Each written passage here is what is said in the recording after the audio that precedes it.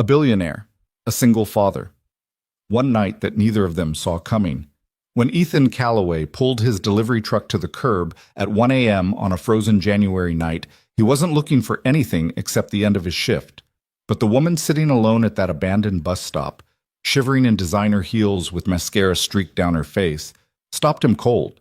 He had no idea she was Sophia Carter, one of the most powerful women in the country. He just saw someone who needed help. That one decision would pull them both into something neither was prepared for.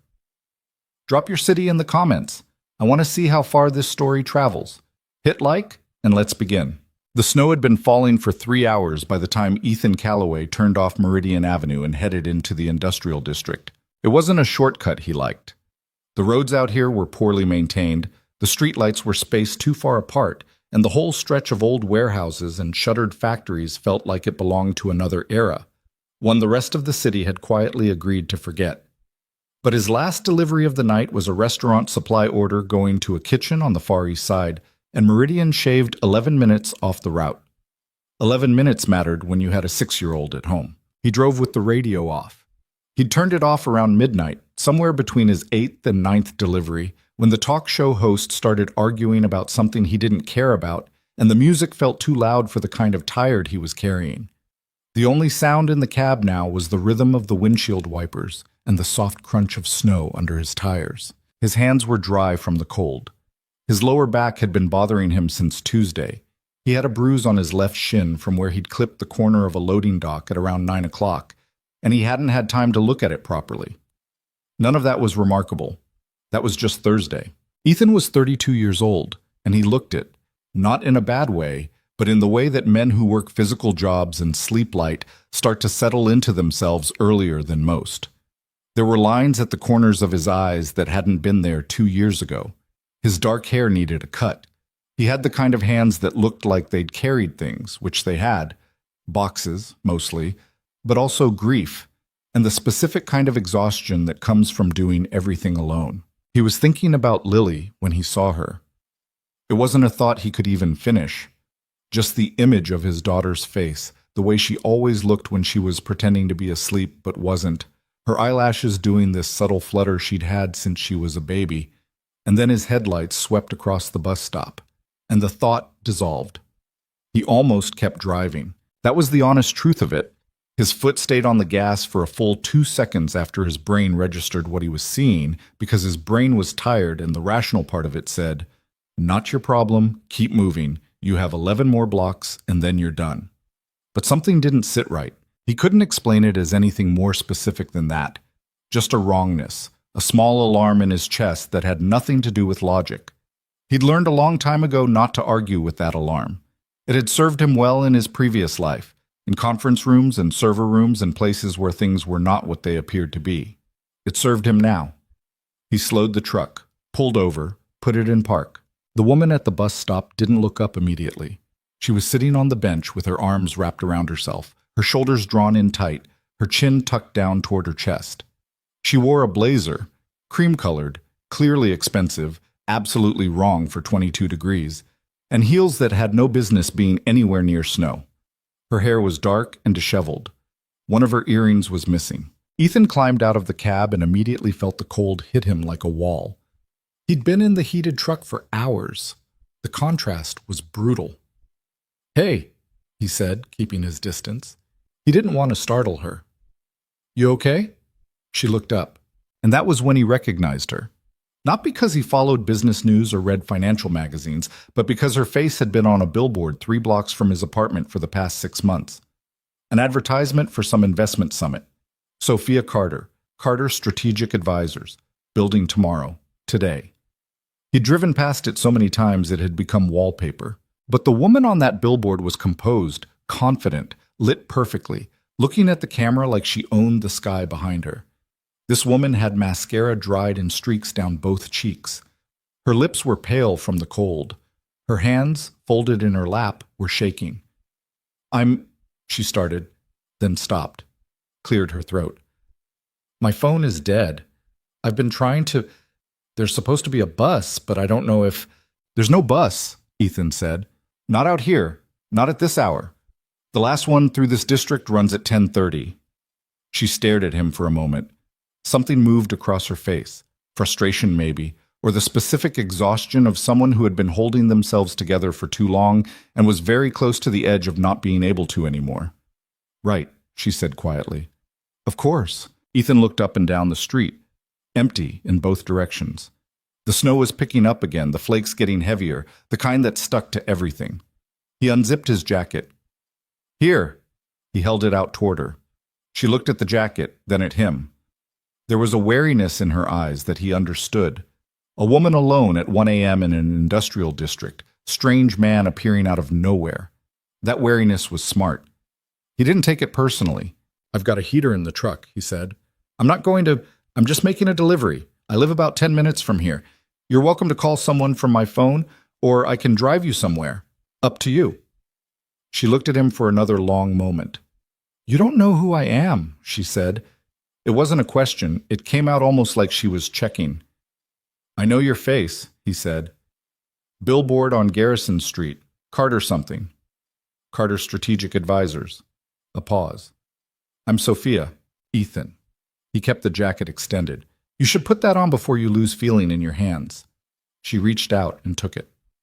The jacket swallowed her. She was taller than average, but Ethan had broad shoulders, and the thing hung off her like she'd borrowed it from someone twice her size. She pulled it around herself anyway, and some of the shaking in her hands slowed. He gave her his phone while she got into the passenger seat of the truck. She tried 3 numbers. The first 2 rang out. The third went straight to voicemail. A man's voice. Professional. Calm. "You've reached the office of Richard Sloan, head of security at Carter Strategic Advisors. I'm unavailable at the moment." She hung up. Tried again. Same result. She sat there holding the phone with both hands, and Ethan watched her face do something complicated. A kind of internal calculation, pieces clicking into place in a way that clearly didn't add up to anything good. "Where do you need to go?" he asked. "I don't—" She stopped, pressed her lips together. "I don't know yet." He didn't push. He'd learned that sometimes people needed a minute to figure out what they were actually dealing with before they could answer a question like that. "I still have 1 delivery to finish," he said. "About 4 minutes from here. After that, I'm headed home. You're welcome to figure things out from there, or I can drop you wherever." She nodded, stared out the windshield. "Thank you," she said.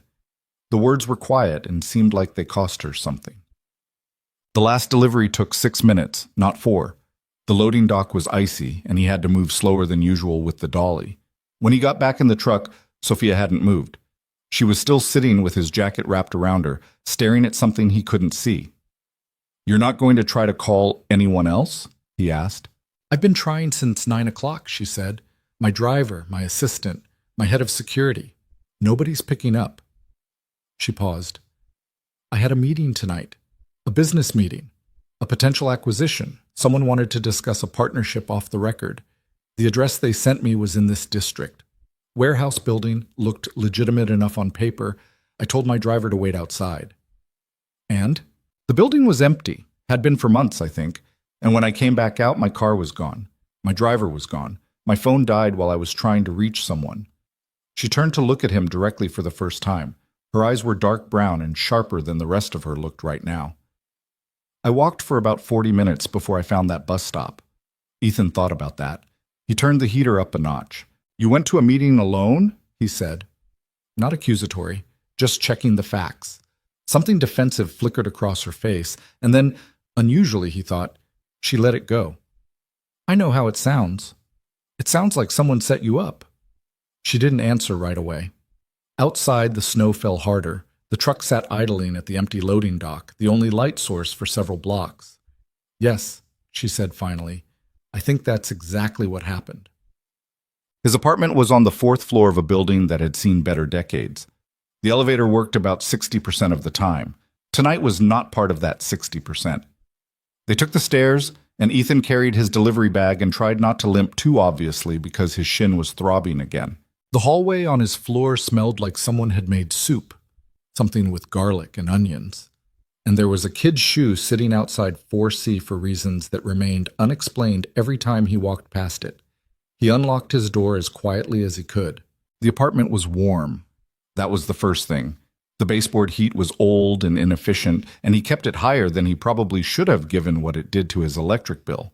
But Lily ran cold, always had, and he'd made peace with that expense years ago. The second thing was the light. He'd left the kitchen light on, the way he always did on late shifts, and it spilled a soft yellow glow out into the small living room, illuminating the couch with its slightly lopsided cushion, the bookshelf crammed with paperbacks and Lily's picture books, and a board game missing two pieces that they'd never gotten around to replacing, the drawing taped to the refrigerator, a figure with brown hair and enormous eyes labeled Daddy in 6-year-old handwriting, which Lily had presented to him with extraordinary gravity 3 weeks ago. Sophia stood in the doorway for a moment, taking it in. "She's asleep," he said, keeping his voice low. "She's in the back bedroom. She won't hear us if we keep it down." "How old?" "6. Sophia stepped inside. He took his jacket back and hung it by the door, then pointed her toward the couch. "Sit down. I'll make coffee." "You don't have to. You've been standing in the cold for an hour," he said. "Sit down." She sat. He moved around the kitchen with the particular efficiency of someone who has cooked alone for years, filling the kettle, pulling mugs from the cabinet, finding the coffee he kept in the freezer because he'd read somewhere once that it stayed fresh longer. He was aware of her watching him, which was strange, but he didn't let it make him self-conscious. "Do you have a laptop?" she asked. "Yeah." "Could I need to get online, check some things." He brought it out from the shelf beside the TV and set it on the coffee table in front of her. While she logged into whatever she needed to log into, he finished making the coffee. He set her mug on the table beside the laptop without interrupting her. She didn't look up. She was moving fast now, typing, clicking, her jaw set, that sharpness back in her eyes. He sat in the chair across from her with his own mug and waited. It took her about 20 minutes to start talking, not because she was being cagey. He got the sense she was someone who processed things internally before she could articulate them, which he understood. He was the same way. She was reading things on the screen, cross-referencing, her lips occasionally moving slightly like she was doing math in her head. Then she looked up. "I need to tell you something," she said, "and I need you to understand that I am not prone to paranoia. I didn't get where I am by seeing conspiracies that aren't there." "Okay," he said. "I think tonight was deliberate. I think the meeting, the address, the driver, I think all of it was designed to get me out of the way." Ethan set down his mug. "Out of the way for what?" "There's a board meeting tomorrow morning, 8:30. She turned the laptop to show him what she'd been looking at, a company email thread, dates, names. "There's a provision in our company bylaws. If the CEO fails to appear at a scheduled board meeting without prior written notice filed at least 72 hours in advance, the CFO can call for an emergency succession vote. And you didn't file notice."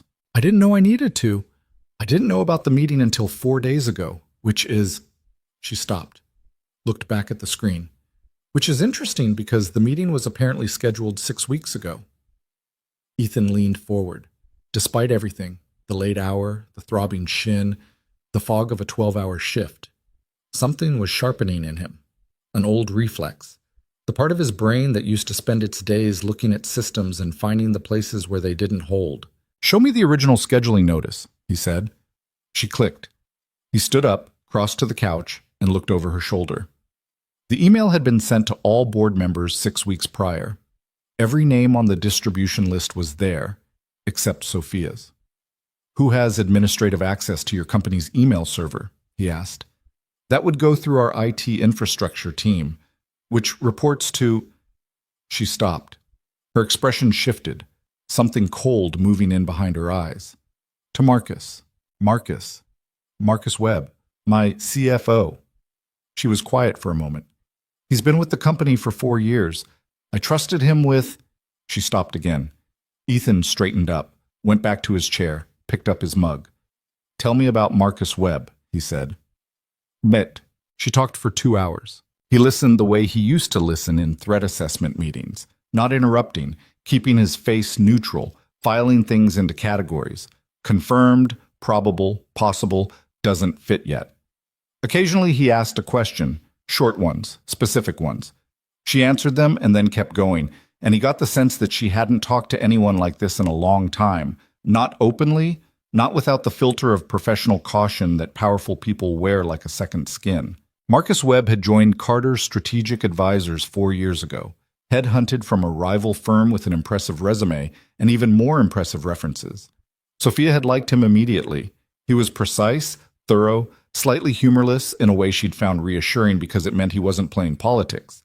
He'd moved up fast. CFO within 18 months. He changed recently, she said. She was holding her coffee mug with both hands, her legs tucked under her on the couch. The designer blazer was draped over the armrest. She'd borrowed a hoodie that Ethan had left on the back of the chair. It was dark gray with a university logo on it, and it also swallowed her, but she seemed more comfortable. Less like a photograph of someone and more like an actual person. How recently? Ethan asked. Maybe 6 months. He started being, quieter in meetings, missing things he wouldn't normally miss. I thought he was having personal problems, and I didn't push it because that's not... She made a small, frustrated gesture. That's not who I am. I give people space. Did anything change in the company around that time? She thought about it. We had a major acquisition fall through, a tech firm I'd been pursuing for almost 2 years. The deal collapsed at the last minute.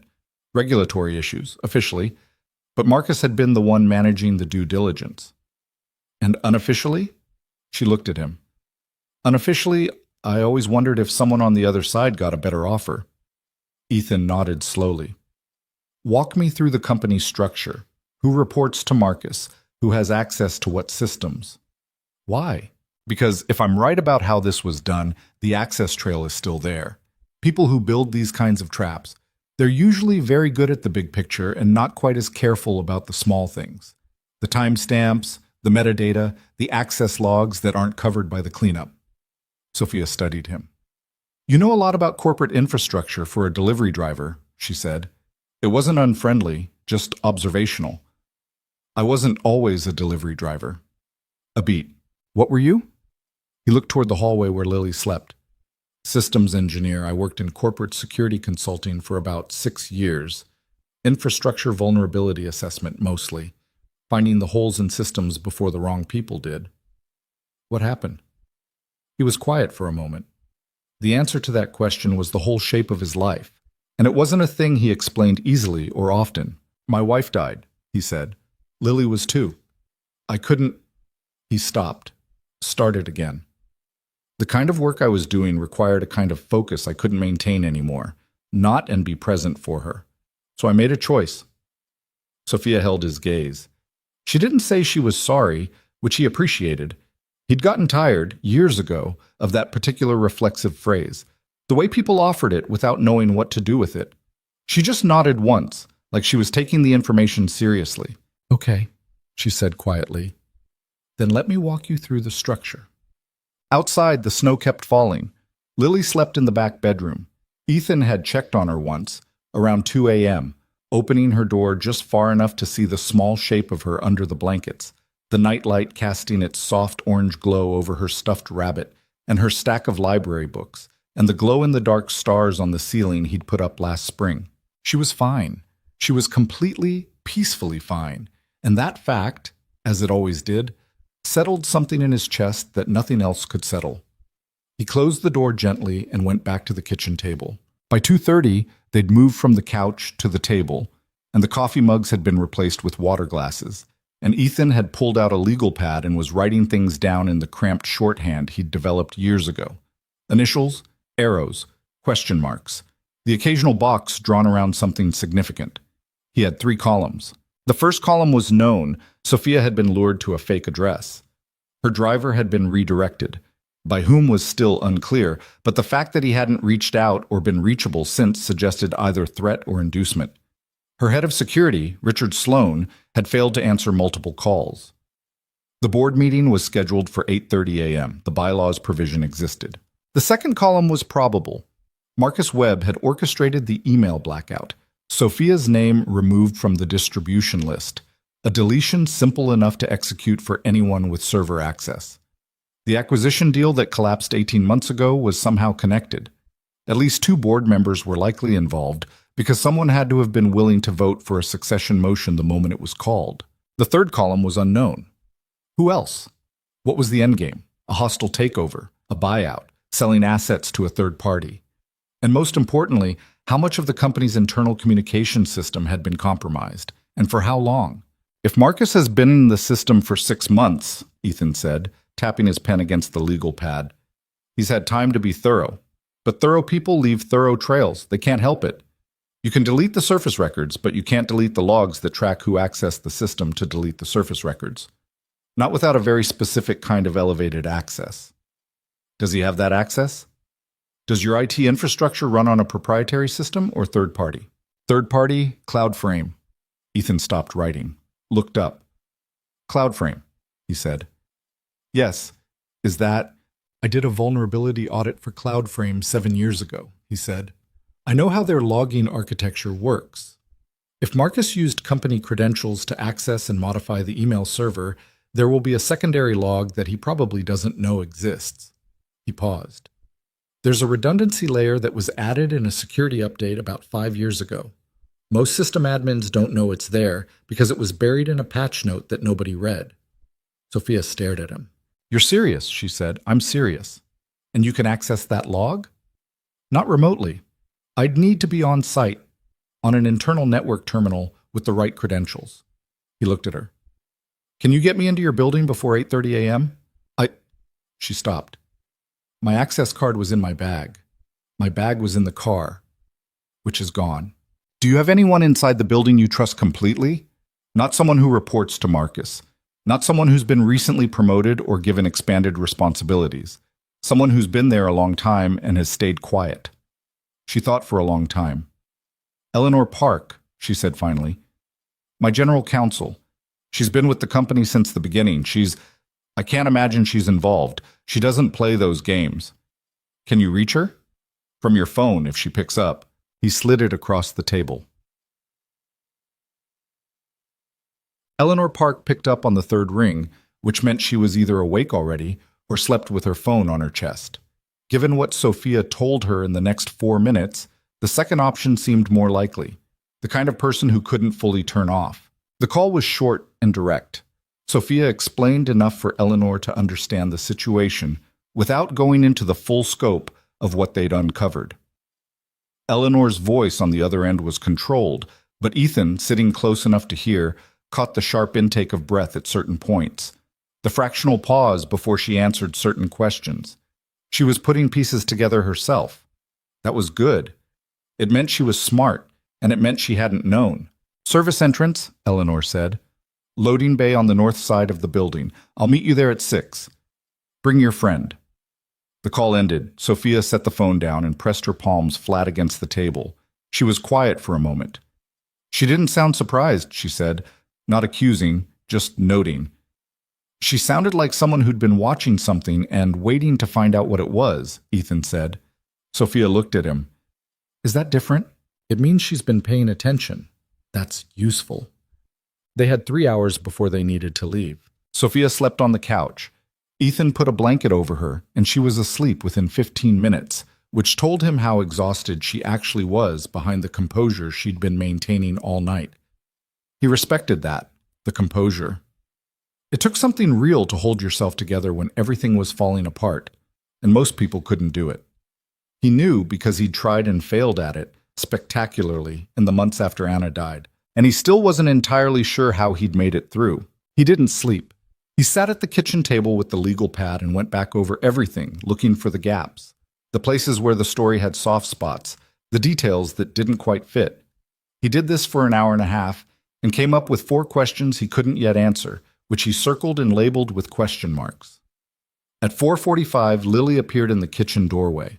She was wearing her pajamas, the ones with the small orange foxes on them, and her hair was doing the specific thing it did overnight, where half of it seemed to have developed its own agenda. She was holding her stuffed rabbit by one ear. She looked at him with the serious, slightly puzzled expression she wore when she woke up, and the world wasn't quite making sense yet. Daddy, she said, why are you up? I have an early errand, he said. Come here.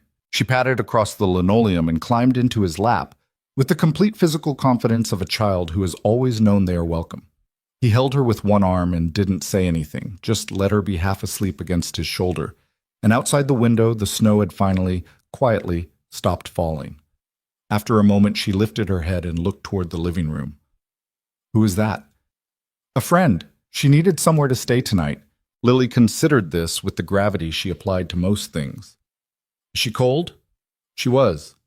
She's better now." "Okay." She put her head back down. Then, 2 minutes later, as she was drifting back toward sleep, "Daddy?" "Yeah." "Don't forget to eat breakfast." "I won't. You always forget." "I know." She was asleep again in his arms, and the kitchen was quiet. And somewhere in the living room, Sophia Carter was breathing slowly, under a secondhand blanket, in an apartment that smelled like crayon wax and coffee. And Ethan sat there with his daughter and his legal pad and his 4 unanswered questions, and thought about what the morning was going to cost. Imam. He woke Sophia at 5:30. She came awake quickly, not the way people do when they sleep deeply and safely, but the way people do when they've trained themselves never to fully let go. She sat up, remembered where she was, and ran a hand through her hair. "Any update?" she asked, like they'd been mid-conversation.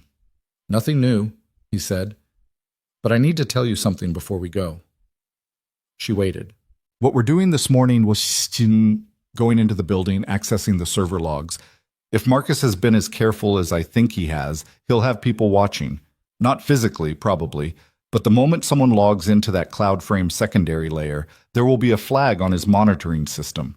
We'll have a window of maybe 15 minutes before he knows someone's been in there." 15 minutes. Maybe less. She absorbed this. What happens when he knows? He moves the timeline up. He doesn't wait for the board meeting to start. He makes calls. He calls in whatever leverage he has on the board members who are with him. He tries to create a done deal before you can get into that room. He paused. "So we need to be fast. And we need to have what we need before that window closes." She nodded slowly. "What do you need from me?" "Your memory," he said. "I'm going to need you to recall every system access credential you ever gave Marcus. Every time you CC'd him on something sensitive. Every admin-level permission he has that you personally approved." "I remember most of it." "Good." He stood up, picked up the legal pad. "There's one more thing," he said. "What?" "When this is over, if it goes the way I think it can go, the people in that boardroom are going to want to know how you got the information. Some of them are going to ask about me." She looked at him steadily. "What do you want me to say?" "Nothing," he said. "Say a systems consultant assisted you. Leave out the rest." A pause. "Why?" He thought about Lily, still asleep in the back bedroom, about the life he'd built here, small and functional and exactly what it needed to be.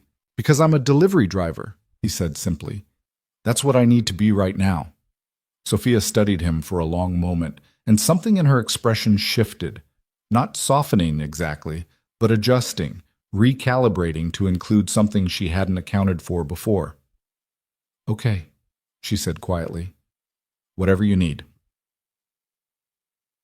At 5:55 a.m., Ethan Calloway picked up his jacket from by the door, the same jacket he'd given a stranger at a frozen bus stop 4 hours earlier, and told his neighbor, Mrs. Okafor, that Lily would be up around 7 and the cereal was in the second cabinet, and then he and Sophia Carter walked down 4 flights of stairs and out into the gray pre-dawn streets.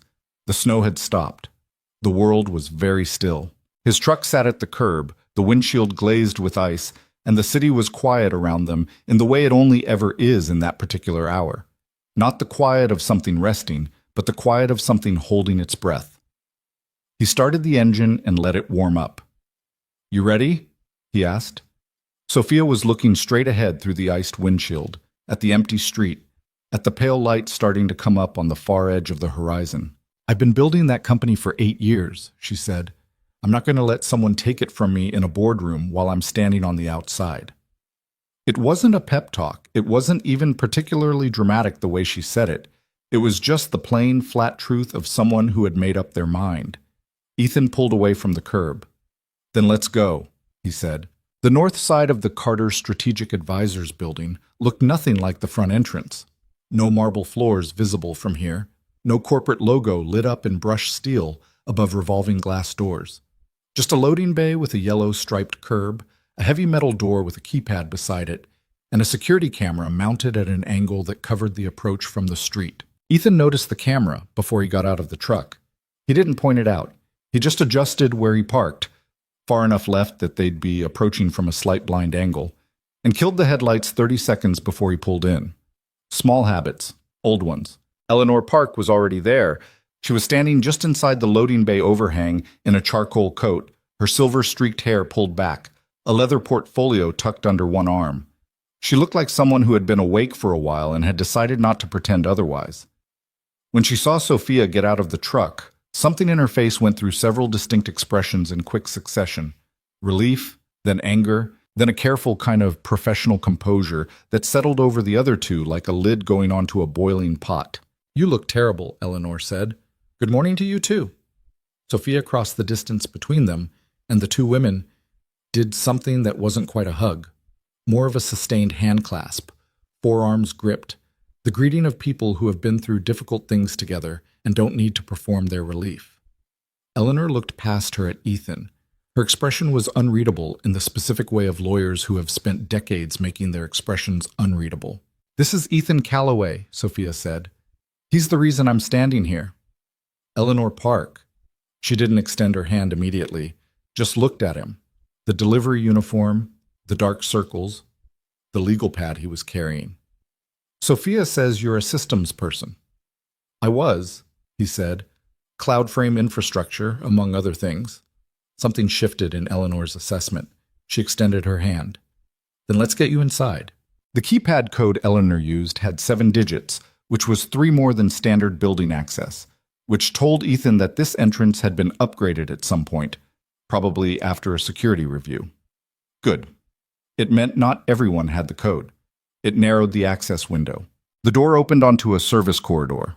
Concrete floors, fluorescent lights, the faint smell of cleaning products, and the paper cardboard smell of a mailroom somewhere nearby. Eleanor moved quickly for someone in heels. She clearly knew the building the way people know places they've spent years of their lives in, not thinking about the route, just walking it. "Marcus got in at 5:47, Eleanor said, her voice low. "I checked the building access logs before I left my apartment. His assistant came in 10 minutes later. 2 of the board members, Hartwell and Choi, are already in the building." "Hartwell and Choi," Sophia said. "Yes." The name Hartwell landed on Sophia's face the way a cold hand lands on a warm shoulder. Ethan watched her process it. "Victor Hartwell has been on my board for 3 years, she said, half to Eleanor, half to herself. He pushed hardest for Marcus's CFO appointment. "I know," Eleanor said. "You knew about Hartwell?" "I suspected." Eleanor's jaw was tight. "I didn't have proof. I didn't want to bring you something I couldn't back up." There was a silence between the two women that had a texture to it. Not hostility exactly, but something unresolved. The particular friction of 2 people who are on the same side but made different calls at a critical moment, and both know it. Ethan let it sit. It wasn't his place to smooth it over, and it didn't need to be smoothed. It needed to be acknowledged and moved past, which they did, because they were both smart enough to know that the next 2 hours were what mattered. "What's on 8?" Ethan asked. He'd been looking at the building directory beside the service elevator. "Executive Infrastructure Suite," Eleanor said. "Server room, IT management, the main administrative terminals. That's where I need to be." "That's where Marcus's IT director has been since 6 a.m., Eleanor said. "A man named Paul Greer. He reports directly to Marcus." Ethan thought about that. "Is there a secondary terminal? Something that accesses the same network but isn't in the main IT suite?" Eleanor paused. "The legal department has a dedicated terminal on 6. It was set up years ago for document management. It has full network access because we handle sensitive filings." "Is it in use right now?" "Not at 6 in the morning." "Then that's where we go." Eleanor looked at Sophia. Sophia looked at Ethan. Neither of them argued. That was something he noticed. Sophia wasn't the kind of person who deferred easily. He could see that clearly. But she also wasn't the kind who held on to control when someone else genuinely knew more about the specific problem in front of them. That was rarer than it should have been. They took the service elevator to 6. The legal department was quiet and dim. the kind of quiet that offices have at hours when they're not supposed to be occupied.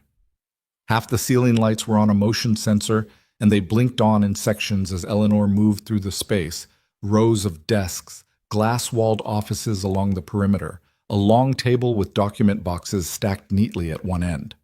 The terminal Eleanor led them to was in a small side room used for document review, a workstation with 2 monitors, a keyboard, and a thick coil of Ethernet cable that hadn't been needed since wireless was installed 2 years ago. Ethan sat down. He didn't touch the keyboard immediately.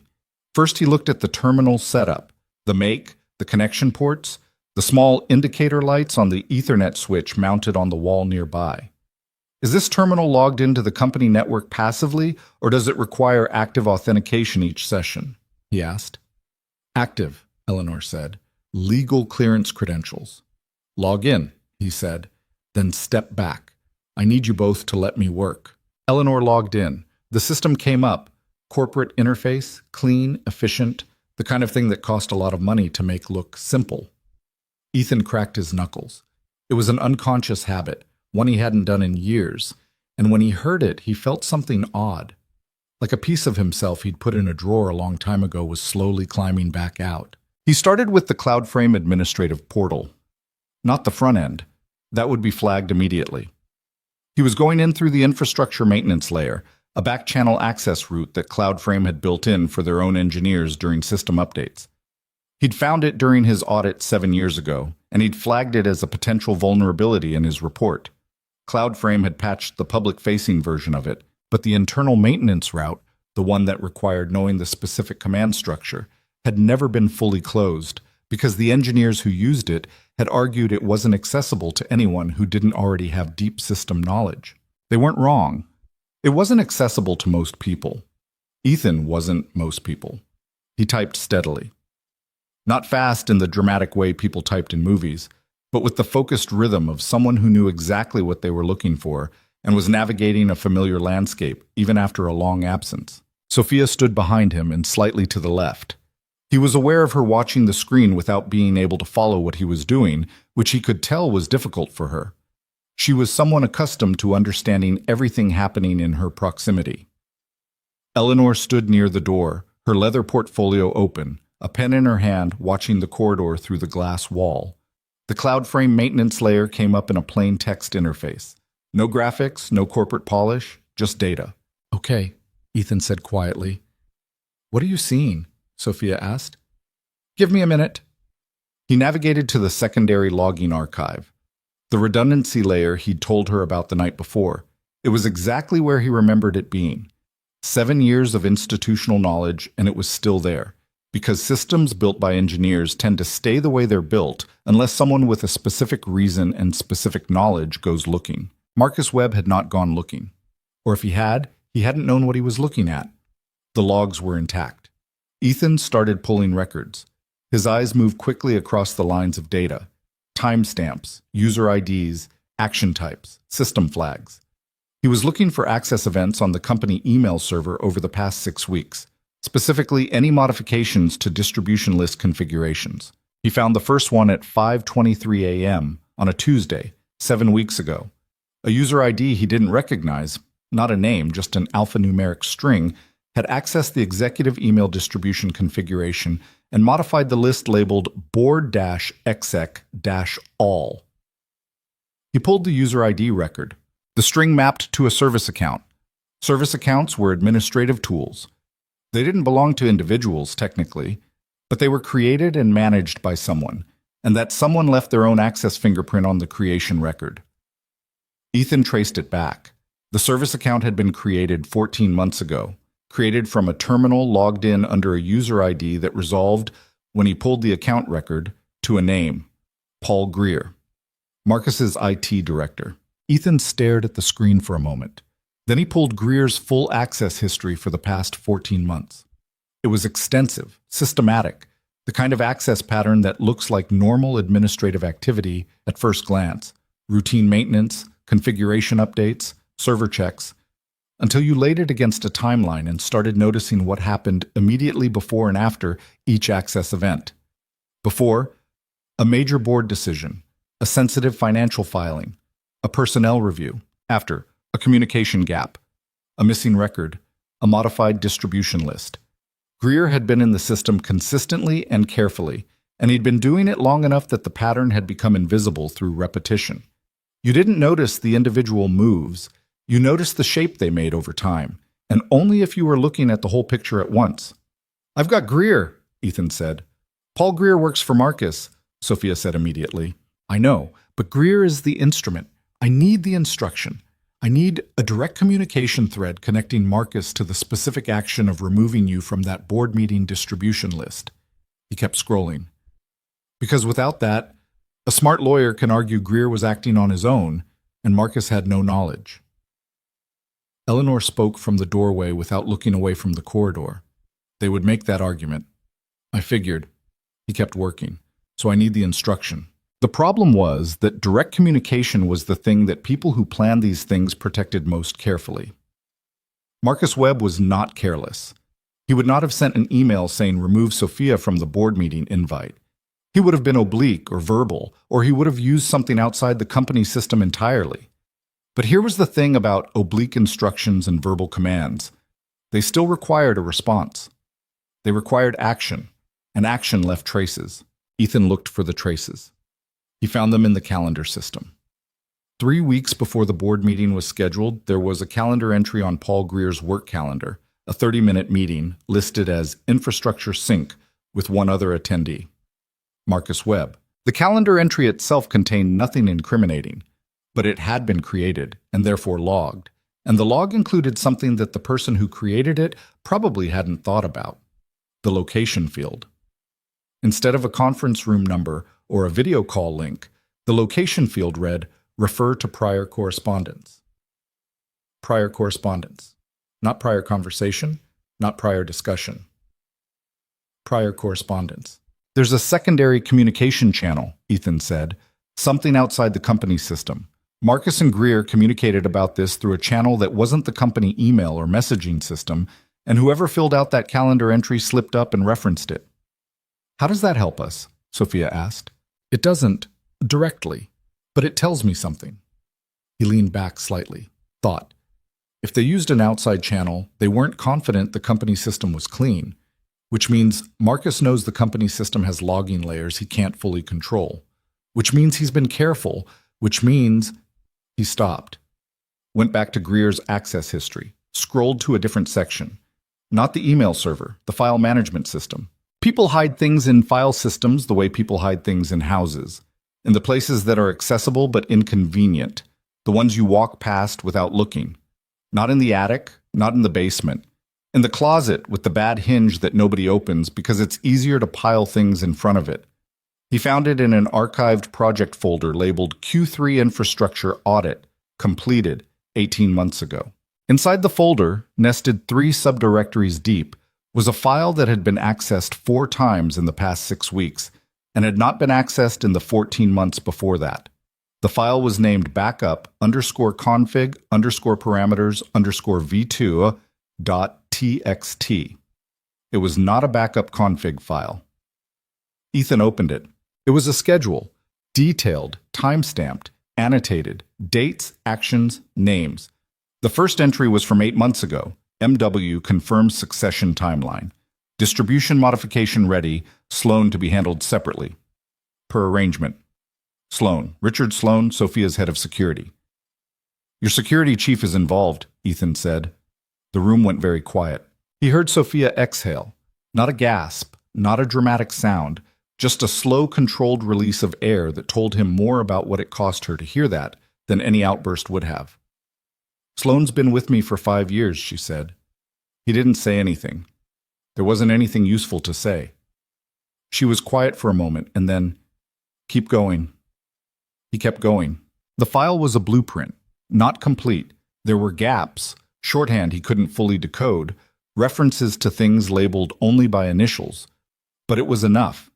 It documented a coordinated plan stretching back 8 months, the manipulation of board communication, the cultivation of Hartwell and Choi as internal allies, the arrangement made with Sloan that would ensure Sophia's security detail would be unavailable at the critical moment, and the final step, the fake meeting, the abandoned driver, The calculated isolation of Sophia Carter on the night before the board vote. It even had a contingency.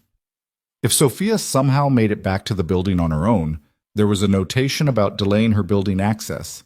Her card credentials had been quietly suspended from the system 3 days ago. He looked at that last entry for a moment. Then he looked at Eleanor. Her credentials are suspended, he said. She can't badge in anywhere in this building. She doesn't need to, Eleanor said flatly. She has me.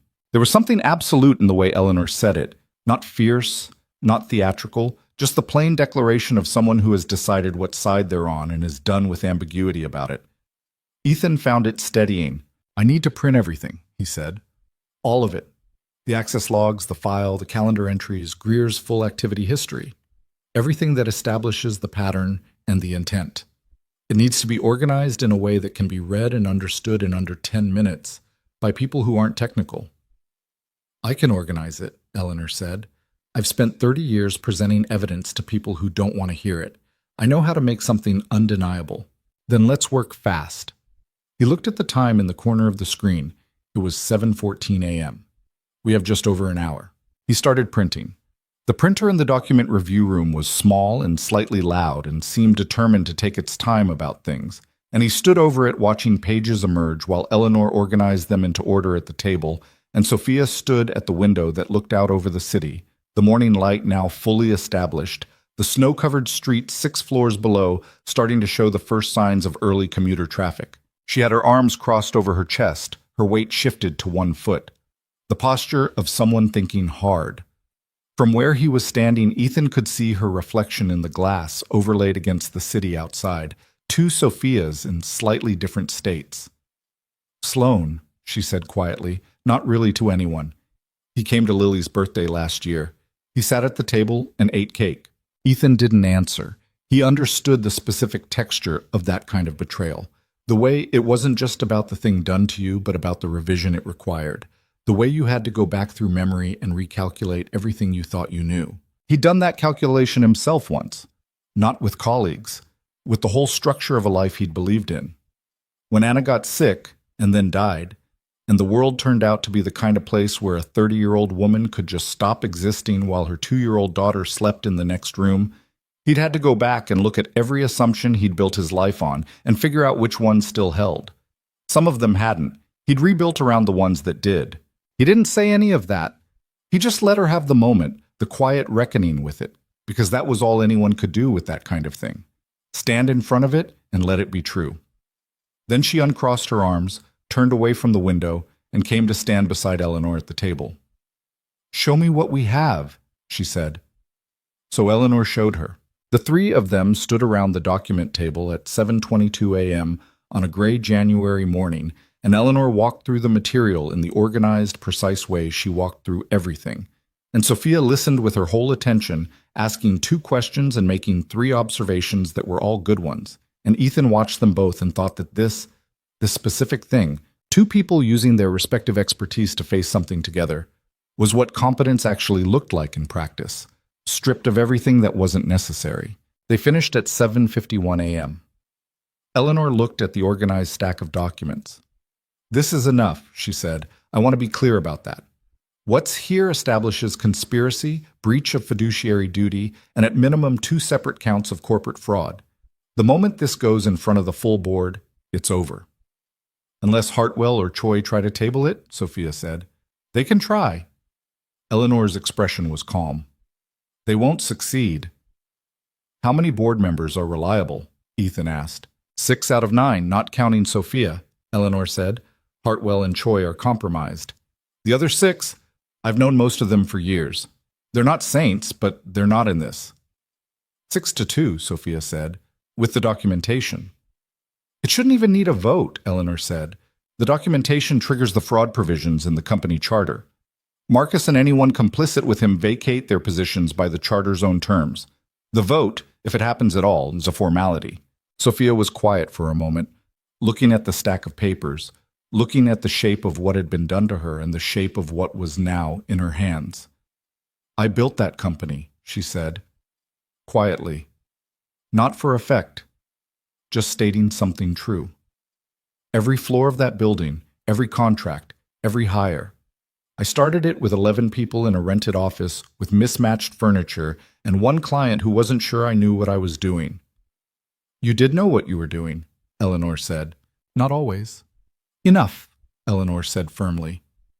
A brief silence. Thank you, Sophia said. She was looking at Eleanor, but then she shifted her gaze to Ethan, and there was something in the look that was difficult to categorize. It wasn't gratitude exactly, or not just gratitude. It was the look of someone recognizing something they hadn't expected to find.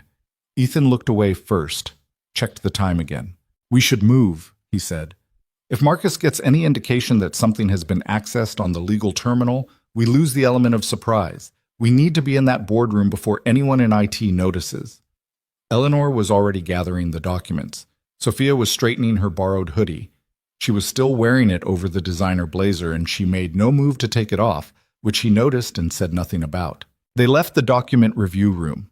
The motion sensor lights blinked on ahead of them as they moved through the legal department, and Ethan picked up his legal pad from the workstation, the pages covered in his cramped shorthand, 4 circled questions that now all had answers. In the elevator going up to the executive floor, the 3 of them stood in silence. Eleanor was reviewing her own notes. Sophia was looking straight ahead at the elevator doors. Ethan was watching the floor numbers climb. At the 7th floor, the elevator paused. The doors opened. Paul Greer was standing in the corridor, waiting for it. He was a thin man, mid-40s, with the specific look of someone whose job requires him to be in places without announcing himself. Quiet clothing, no-nonsense shoes, a tablet computer tucked under his arm. He looked at the 3 of them in the elevator, and a very rapid set of calculations moved across his face. Then his eyes landed on Sophia. The color drained out of him. Not performance, genuine. The visceral physical response of someone who has built a careful plan around an assumption and is standing in the moment of finding out the assumption was wrong. Ms. Carter, he said. His voice was controlled, but only barely. Paul, Sophia said. Her voice was entirely controlled. There was a silence that lasted approximately 3 seconds and felt much longer. Ethan stepped forward slightly, not toward Greer, just shifting his weight, positioning. Not threatening, just present. Greer's eyes moved to him, then to Eleanor, then back to Sophia. I should, he started.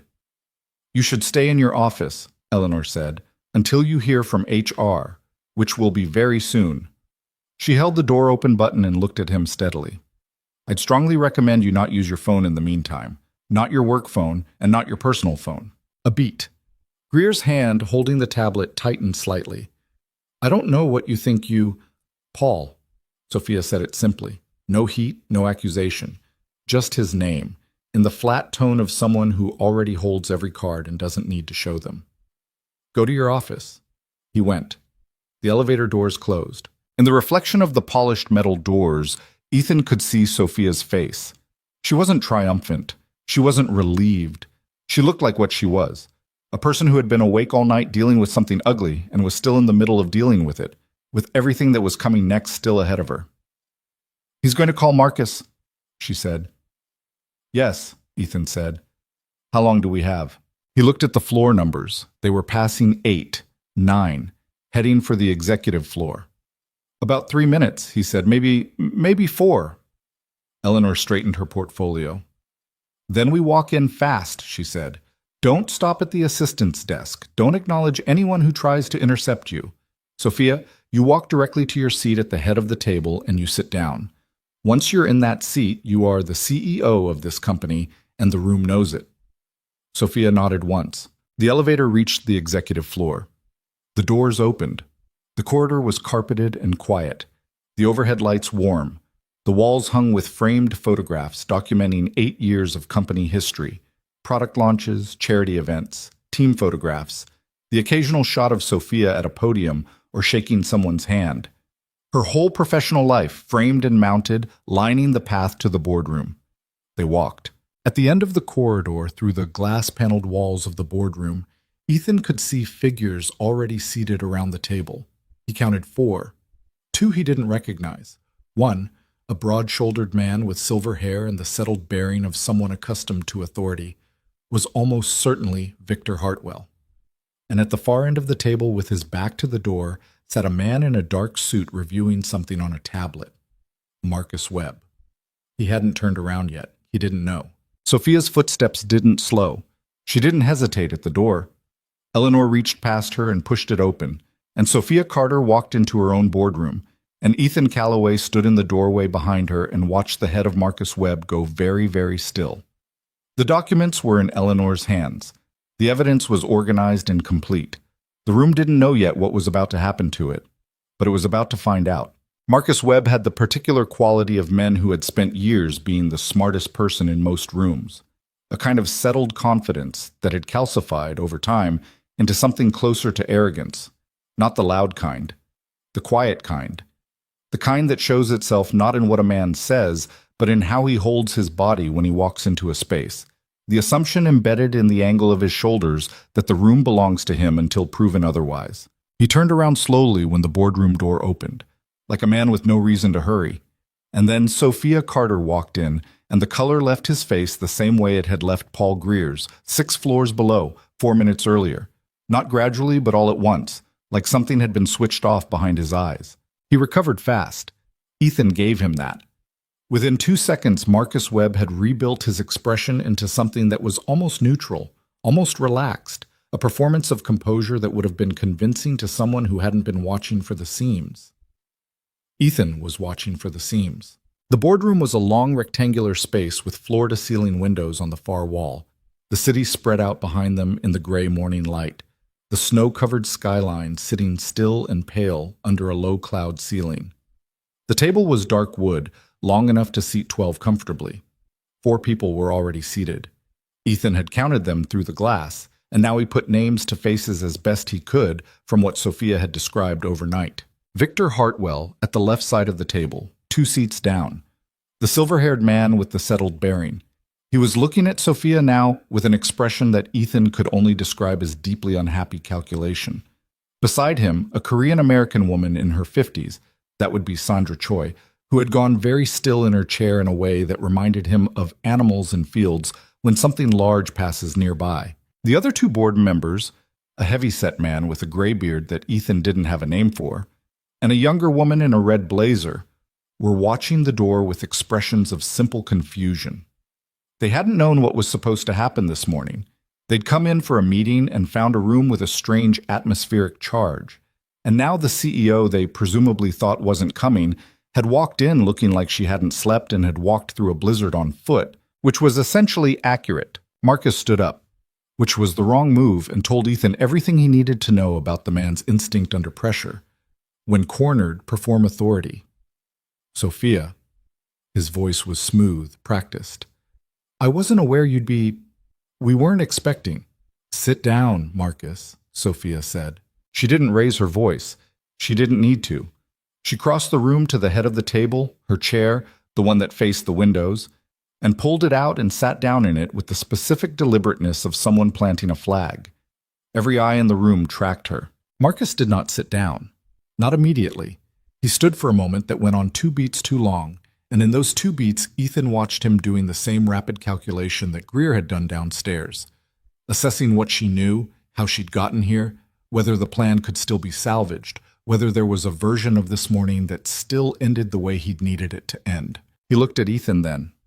A longer look. The look of someone trying to identify a variable they hadn't accounted for. Ethan met his gaze and said nothing. Sit down, Sophia said again. Still even, still quiet. This time Marcus sat. Eleanor moved to the side of the room and set the portfolio on the narrow credenza along the wall. She opened it and began removing the printed documents with the measured efficiency of someone who has done this, brought bad news into rooms where bad news was not wanted, many times before, and has learned that the preparation of materials is itself a kind of statement. The gray-bearded man, Ethan would learn later his name was Robert Fenn, a board member since the company's 3rd year, leaned forward slightly. Sophia, are you all right? We heard you had There was some kind of communication issue last night. I'm fine, Robert, Sophia said. Thank you for asking. A pause. There was indeed a communication issue last night. We're going to talk about that this morning. Victor Hartwell had been watching this exchange with the specific stillness of a man deciding between two actions. When Sophia said we're going to talk about that, something shifted in his stillness, a tightening, a decision made. I think before we proceed, Hartwell said, we should confirm the meeting agenda. Given that the purpose of this gathering was— The purpose of this gathering, Eleanor said from the side of the room, her voice cutting cleanly across his, is whatever the CEO of this company determines it to be. And before we address any agenda items, I need to present material to the full board that has legal bearing on the proceedings. She picked up a stack of documents. I'll be distributing copies now. Hartwell's jaw tightened. Eleanor. Victor? Eleanor walked to his end of the table first, placed a set of documents in front of him, moved on. Sandra. Another set. She moved around the table with methodical precision, placing documents in front of each board member. When she reached Marcus, she set his copy down without looking at him, which was its own deliberate choice. Marcus looked at the first page. His expression didn't change visibly, but his left hand resting on the table curled slightly inward. He knew what it was, or he knew enough. What exactly is this? Sandra Choi asked. Her voice was careful, calibrated, the voice of someone buying time. It's documentation of a coordinated campaign of corporate fraud, Eleanor said, returning to the front of the room. Executed over a period of approximately 8 months, involving the unauthorized manipulation of company communication systems, the deliberate exclusion of the CEO from board communications, and a planned transfer of executive authority facilitated through coercion and falsified records. She let that sit for a moment. I'll take questions after you've had time to review the first section. The room was very quiet. Robert Fenn was reading. He had the focused, slightly alarmed look of someone who had opened a document expecting a fire drill and found an actual fire. The woman in the red blazer— she'd introduced herself as Camille Durant as Ethan passed her chair, apparently a more recent board addition— was reading with equal attention, her expression moving through confusion into something harder. Marcus was not reading. He was staring at a point on the table roughly 18 inches in front of him. Hartwell pushed his copy aside. This is a fabrication, he said. Not loudly. With the flat certainty of a man who has decided that certainty is his best remaining option. Sophia, I don't know what this is or where it came from, but if you're suggesting that I have had any involvement in whatever this purports to document, then I am telling you directly and unambiguously that you are wrong, and I will be consulting my personal attorney before this meeting proceeds further. That's your right, Sophia said. She was looking at him with an expression that was not angry. It was something Ethan found harder to name, the look of someone who has passed the point of feeling the thing, who has processed enough of it in the dark hours of the night that what's left is something colder and more purposeful. You should know that the original logs are preserved and have already been transmitted to an external counsel not affiliated with this company. Any attempt to access or modify the CloudFrame server infrastructure from this point forward will be flagged in real time. Hartwell looked at her, then at Eleanor, then at the document in front of him that he'd pushed aside. He pulled it back. I want to say something, Marcus said. Everyone looked at him. He had been quiet since he sat down. Not the quiet of a man gathering himself for a defense, Ethan thought, but the quiet of a man arriving at an understanding. Marcus Webb was not stupid. He had built a complex, methodical plan over 8 months, and whatever else you could say about him, the plan had been intelligent. It had understood the systems it was working within. It had anticipated most contingencies. It had not anticipated Ethan Callaway. I want to say, Marcus said, that whatever you think you found, and I'm not conceding that these documents say what you're claiming they say, there are aspects of this company's situation that you don't fully understand. The acquisition that failed 18 months ago, the exposure it created, the pressure that certain parties have been under since then. He looked at Sophia directly for the first time since she'd walked in. Some of what has happened in the past 8 months happened because this company was in a more precarious position than you knew, Sophia, because the people who knew chose to manage it without involving you because they believed— Stop. Sophia's voice was still quiet. Marcus, stop. He stopped. You're going to tell me this was for the good of the company, she said, You're going to tell me I didn't understand the whole picture, or that I would have made the wrong decisions if I'd known, or that the people who trusted you to act in the company's interest had no choice but to go around me. She paused. Is that where this is going? A beat. Something like that, he said. Then I want to be very clear, she said. I started this company. I have made decisions, bad ones, wrong ones, decisions I'd take back. But I made them with the information I had, and I lived with the consequences. And I kept this company solvent through a period that destroyed 3 of our competitors and 2 of our major clients. What I have never done, and would never have done, is build a system designed to remove someone's ability to make decisions about their own organization. That's not management. That's not even strategy. She looked at him steadily. That's just taking something that doesn't belong to you. Marcus said nothing. Robert Fenn looked up from the documents. He'd been reading carefully throughout, turning pages at a measured pace, and when he looked up, his expression had settled into something resigned and heavy. The calendar evidence on page 9, he said. The file notation referencing Sloan.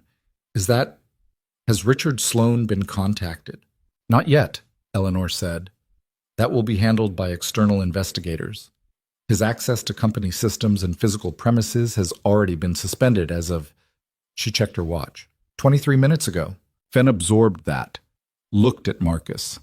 The look between them had history in it, years of board meetings, of professional respect, of whatever collegial relationship had existed. And watching it, Ethan saw it end in real time. Fenn shook his head slightly, a small, private motion of disappointment. Victor, Fenn said, turning to Hartwell, do you want to tell us what your involvement was, or do you want us to read it? Hartwell had been reading the document since he'd pulled them back. He was on the last page now. He set it down. I received information, he said, choosing his words with the care of a man who knows he's building a defense in real time, suggesting that leadership changes were necessary for the company's long-term stability. I agreed to support a motion to that effect. I was not told about the methods used to... Victor.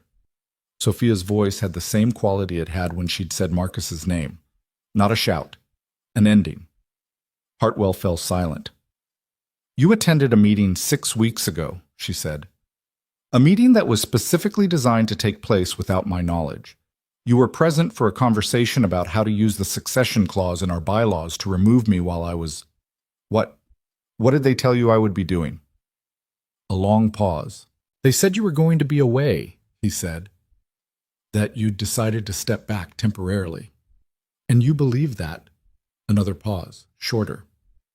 I wanted to believe it, he said. And at least it was honest, Ethan thought. At least there was that. Sandra? Sophia looked at Choi. Same question. Sandra Choi had been very still through all of this. She was still now. She looked down at her hands for a moment, then up.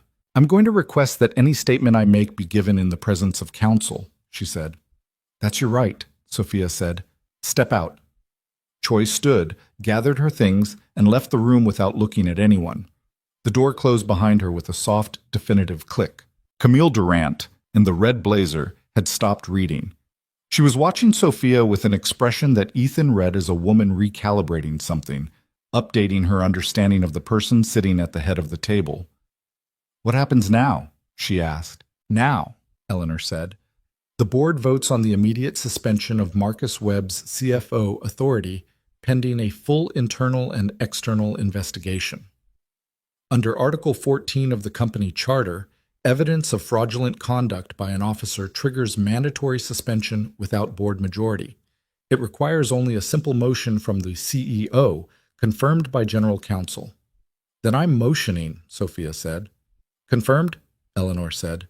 Marcus looked between them. His expression had gone through several phases in the past 30 minutes and had arrived somewhere that was hard to read. Not defeated, not yet, but standing at the edge of it, like a man looking over a cliff and understanding for the first time that the fall was real. You can't seriously think, he started. Your access to company systems has already been suspended, Eleanor said. The same applies to Paul Greer's credentials. Building security has been notified. There's an HR representative waiting outside this room who will walk you through the formal process. She looked at him directly. You're welcome to disagree with these proceedings through whatever legal channels you choose. I'd encourage you to speak to an attorney before you do anything else." Marcus stood slowly. He straightened his jacket. He was doing the performance of composure again, and this time it was more strained, visible at the edges, the way a wall shows stress before it cracks. He looked at Sophia. "I thought the company needed someone willing to make hard choices," he said. There was something almost rueful in his voice. "I thought that was me." "It was supposed to be me," Sophia said. "You should have let it be me." He held her gaze for another moment. Then he picked up his tablet, and he walked to the door, and he left without saying anything else. Victor Hartwell left 2 minutes later in the company of the HR representative who appeared in the doorway, a compact professional woman named Karen who had clearly done difficult things in conference rooms before and knew how to do them without making them bigger than they needed to be. What remained of the meeting was not easy. Ethan stayed near the door, out of the way, which was exactly where he wanted to be. He was not a board member. He was not an executive, not a lawyer, not a stakeholder in any formal sense. He was a delivery driver from the 4th floor of a building on the other side of the city, and he had gotten his friend's daughter's cereal in the cabinet this morning before he left, and he wanted to be back in time to pick Lily up from school. But he stayed because the work wasn't quite finished. Robert Fenn asked Eleanor about 15 minutes into the post-Marcus conversation how the documentation had been accessed. Eleanor said, "A systems consultant with knowledge of the CloudFrame infrastructure." Fenn looked toward Ethan, who was standing by the door, and gave him a long, evaluating look. "You have a name?" Fenn asked. "Ethan Calloway," Ethan said. "Do you work for Eleanor's firm?" "No." "For Sophia?" "No." Fenn absorbed that. He had the look of a man assembling a picture from pieces and slowly making out the shape of it. "Then how—" "I found her at a bus stop last night," Ethan said simply. "She needed help." Fenn stared at him for a moment. Then he made a sound that was almost a laugh. Not amused exactly, more the involuntary release of someone encountering something they couldn't have predicted. He shook his head. "All right," he said. "All right." Camille Durant, who had been quiet through most of the restructuring conversation, looked up from her documents and said, "Is there anything you need? From the company, I mean, given what you did here." Ethan looked at her. "No," he said. "I'm good." She looked like she wanted to press the point, but something in his expression apparently told her not to, and she went back to her documents. The formal proceedings wrapped up at 10:17 a.m. Eleanor had more to do, calls to make, external investigators to engage, a communication to the company's full staff that would need to be carefully drafted. Fenn and Durant remained in the boardroom with her, working through the immediate governance questions. Sophia had excused herself 10 minutes before the close, saying she had calls to return, and nobody questioned it, because she was the CEO and she'd just reclaimed her company from the people who'd tried to take it, and she didn't need to explain where she was going. Ethan found her in the corridor outside. She was standing at one of the windows, looking at the city. The morning light was cleaner now. The cloud cover had shifted slightly, and there was genuine brightness in it, the kind of winter light that doesn't warm you, but at least has the decency to be present. She heard him approach and turned. She looked exhausted, really exhausted, the kind that composure stops being able to cover. There were shadows under her eyes and a faint tension around her jaw that hadn't been there when she'd walked into the boardroom, which was strange because walking into the boardroom had been the hard part, except that sometimes the hard part isn't what you think it is. Sometimes the hard part is the quiet minute after. "You should go home," she said. "I was thinking the same thing," he said. She looked at him for a moment. "I don't know how to—" She stopped, started differently. "You didn't have to do any of this. You could have dropped me at a hotel last night and been home in your bed by 2 a.m. "Probably," he said. "Why didn't you?" He thought about how to answer that honestly. Not the version that sounds good in retrospect, but the actual reason, which was less elegant. "It didn't feel like the right thing to leave," he said.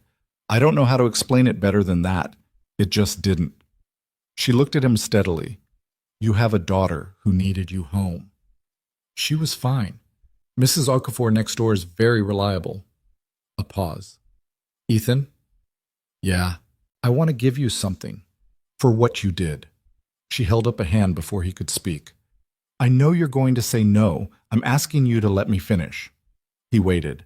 Not money, she said. I understand that's not what this was about. She exhaled slowly. I have contacts. Across the tech sector, consulting, infrastructure security. I know people who are building things that need people like you. Not a job I'm offering you. I already know you won't take that. But a conversation, an introduction. One call that might open a door on your timeline whenever you decide you want to walk through it. She paused. Nothing changes about your life unless you want it to, but I don't want to walk away from this without at least offering you that. He thought about it. Not the reflexive refusal that came from not wanting to feel like he owed anything. He was past that, or was trying to be. But actually thinking about it. The legal pad in his hand, the cramped shorthand, the way his brain had felt last night sliding back into that mode. Alive. Like something that had been running at half capacity suddenly given the right voltage. He thought about Lily too. About school pickups and bedtime stories and not missing things. About the deal he'd made with himself 5 years ago about what mattered and what didn't. Those things hadn't changed. They weren't going to change. But the door, he thought. The door was a different thing from walking through it. A conversation, he said. That's all, she said. Okay, he said. Yeah, okay. Something in her face relaxed. Not dramatically, just the slight settling of someone who has been holding tension in a specific place and felt it release. Good, she said. They stood there for a moment, the two of them in the corridor with the city behind the glass, the morning light doing what it could with the winter sky. Go home, Sophia said. Seriously, you look terrible. You said that to the wrong person, he said. You've been wearing my university hoodie for the last 4 hours. She looked down at it. A genuine surprised laugh broke through, short, involuntary, the laugh of someone who had forgotten, for a moment, what things felt like when they weren't heavy. Can I keep it? She said, and then immediately, that's a ridiculous thing to ask. Take it, he said. I have 3 more. She shook her head. She pulled it off and held it out to him. He took it. Thank you, she said. And this time it was different from the other time she'd said it. Not the formal gratitude of someone acknowledging a service rendered, but something more specific and more direct. The thank you of someone who means something underneath it that they don't have quite the right words for yet. You're welcome, he said, and left it there. Because sometimes that's the right place to leave something. He took the elevator down alone. The service corridor, the loading bay, the yellow striped curb. His truck was where he'd left it. The ice on the windshield had partially melted in the morning sun, which saved him 30 seconds. He sat in the cab for a moment before starting the engine. His legal pad was on the passenger seat. 4 circled questions, all answered now. The pen he'd been using all night was clipped to the top. His delivery bag was behind the seat, empty. He started the truck. He was home by 11:15. Mrs. Okafor had given Lily breakfast and they were working on a puzzle at the kitchen table. An ocean scene, 500 pieces, approximately 80% complete. Lily looked up when he came in and said, Daddy, we found all the dolphin pieces, with the urgency of someone sharing critical news. And he said, all of them? And she said, almost all of them. One might be under the couch. And he said, I'll check under the couch. And he did, and it was there. He put the piece on the table beside the puzzle. Lily looked up at him, really looked at him, with the particular attention she sometimes directed at him when she was trying to figure out something she couldn't quite name. Are you okay? She asked. He crouched down beside her chair so they were at the same level. Yeah, he said. I'm okay. You look tired. I am tired. Did something happen? He thought about the bus stop in the snow, the frozen woman in designer heels, the kitchen table at 2 a.m, the server logs, the boardroom, Marcus Webb walking out the door. He thought about the look on Sophia's face when she'd sat down in her chair and the room had understood what was happening. Something happened, he said, but it's all right now. Lily considered this. Then she picked up the dolphin piece and placed it carefully into the puzzle, and it fit exactly where it was supposed to go, and she nodded with satisfaction. Good, she said. Help me find the rest. So he pulled up a chair and sat down beside her, and they worked on the puzzle together. And outside the window, the January sun was doing its best with what it had. and the snow on the street was melting in patches, and somewhere across the city, Sophia Carter was sitting in her office, 8 years of company history on the walls around her, making the calls that needed to be made, both of them where they needed to be. The weeks that followed were not clean. That was the first thing Ethan noticed from the outside looking in, that the aftermath of something like this doesn't resolve neatly, doesn't close up and scar over the way people who haven't lived through institutional betrayal tend to imagine it does. It bleeds. Slowly, in multiple directions at once, in ways that keep surprising you. He knew this because Eleanor Park called him twice in the 2 weeks after the boardroom. Not asking for anything technical, she had her own people for that now. A full external investigation team brought in from a firm that specialized in exactly this kind of corporate forensics. She called because she was the kind of person who closed loops, who believed that people who'd been part of something deserved to know how it ended, and she'd decided apparently that Ethan fell into that category. The first call came 4 days after. Marcus Webb had retained counsel and was contesting the suspension on procedural grounds. Paul Greer had been placed on administrative leave. Richard Sloan, Sophia's head of security for 5 years, the man who'd eaten birthday cake at Lily's party, had retained a criminal defense attorney and was not cooperating with investigators. "What about Hartwell?" Ethan asked.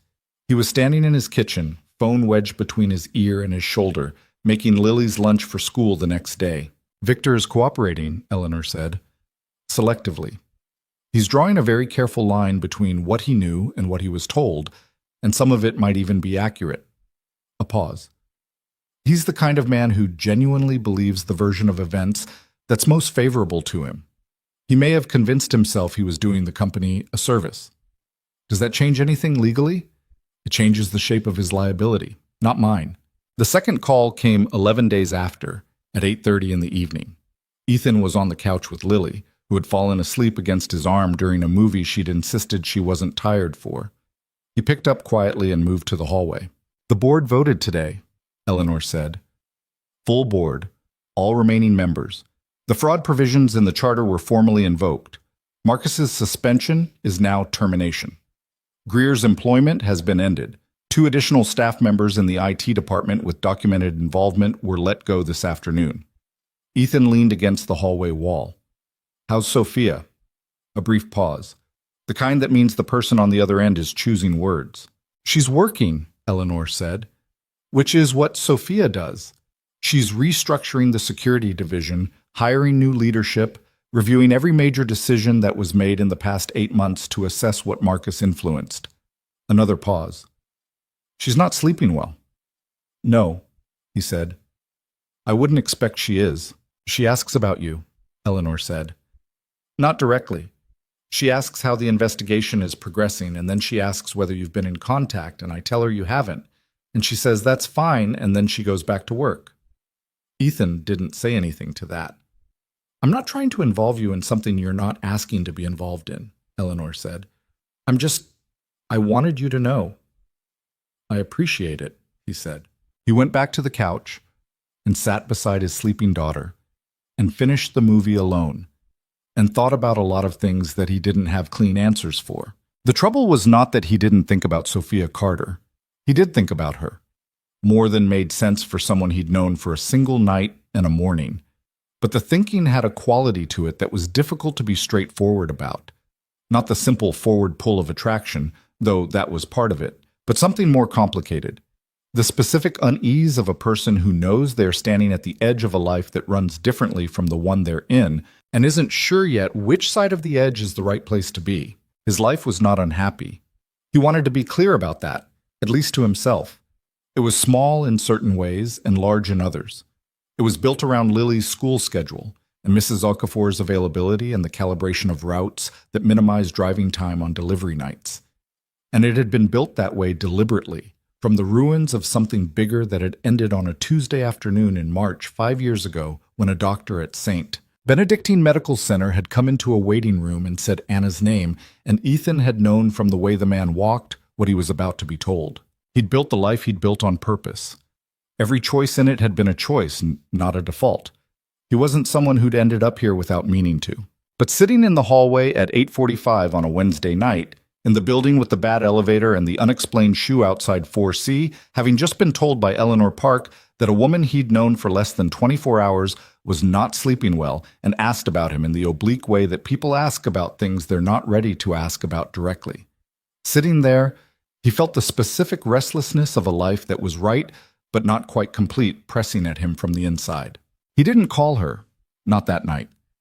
He went back to the couch and put his arm around Lily and let her sleep. The call that did happen came from Sophia's end on a Thursday afternoon 3 weeks after the boardroom. Ethan was between shifts, sitting at the kitchen table with his laptop open, working through a preliminary response to one of the contacts Sophia had mentioned.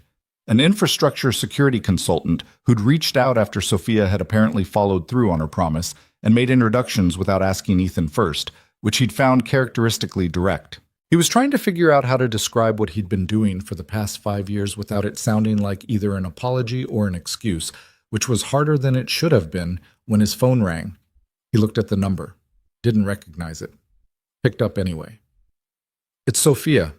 He closed the laptop. "Hey," he said. "I hope this is okay. Eleanor had your number." "It's okay." A pause.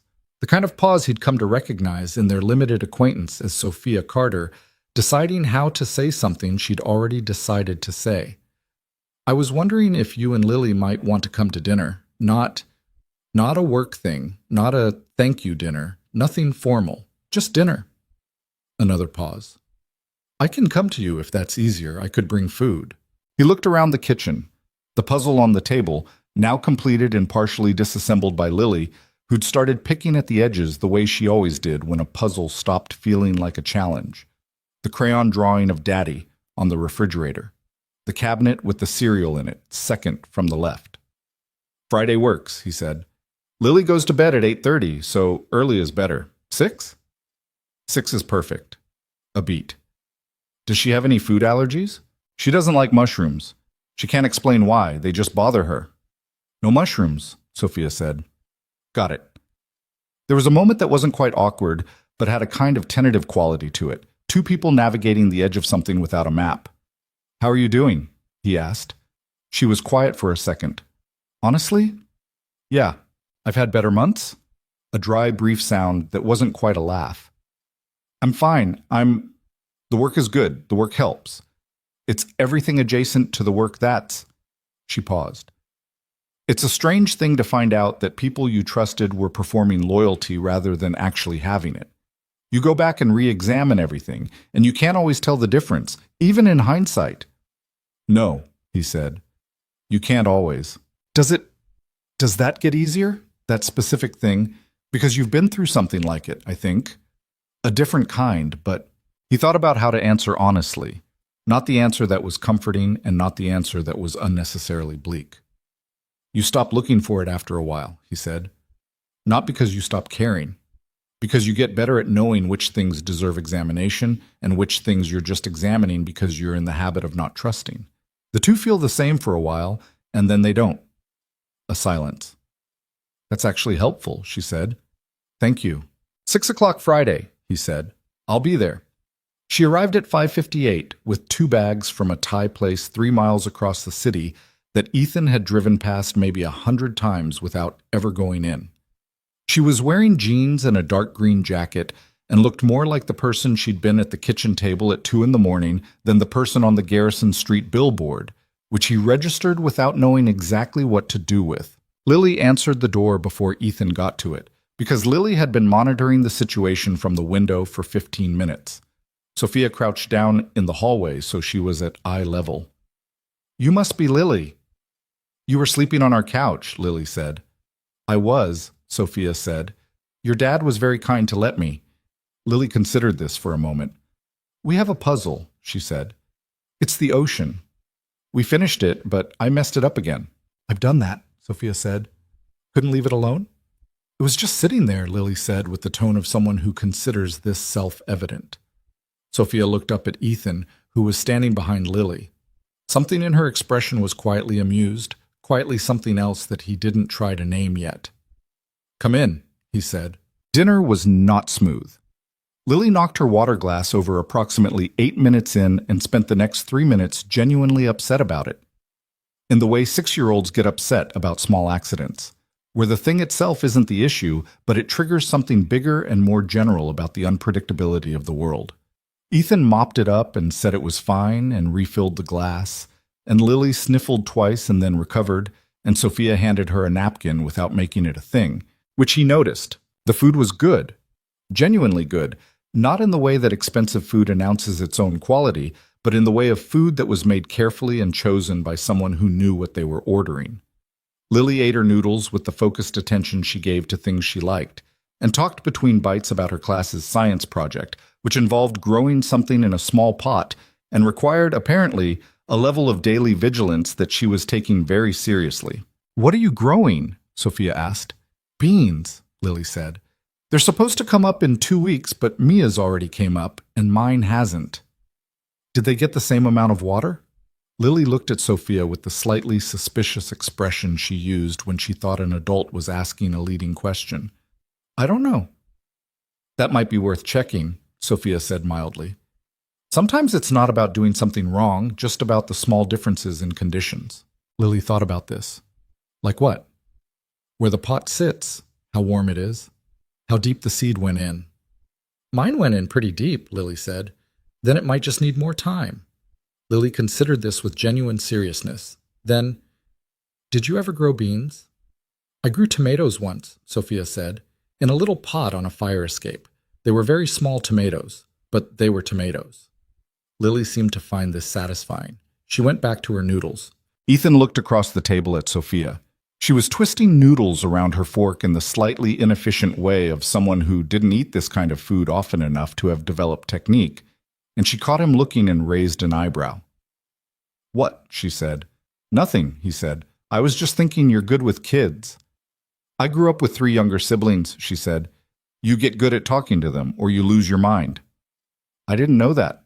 "There's a lot you don't know about me." She said it without any particular charge in it. Just true. "I've been a headline for long enough that people think they know a version of me. Most of it's accurate in the way that a map is accurate. The major features are right, but everything at the detail level is wrong." "What's wrong at the detail level?" he asked. She thought about it while she wrestled with the noodles.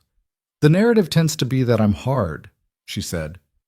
"In the way they describe women who run things as hard. Cold. Calculated. My relationships are professional transactions, and my decisions are data-driven, and my personal life is thin because I chose the company over everything else." She paused. "Some of that is true. I did make choices. I chose the company over things. Relationships that didn't survive it. They didn't survive because I let them go, or because I wasn't present enough, and that's mine to own." She set her fork down. "But the part where I'm cold, I don't think that's true. I think I got good at performing calm. There's a difference." Ethan looked at her. "Yeah," he said. "There is." Something passed between them in that exchange. Not dramatic, not the stuff of movie scenes, but real.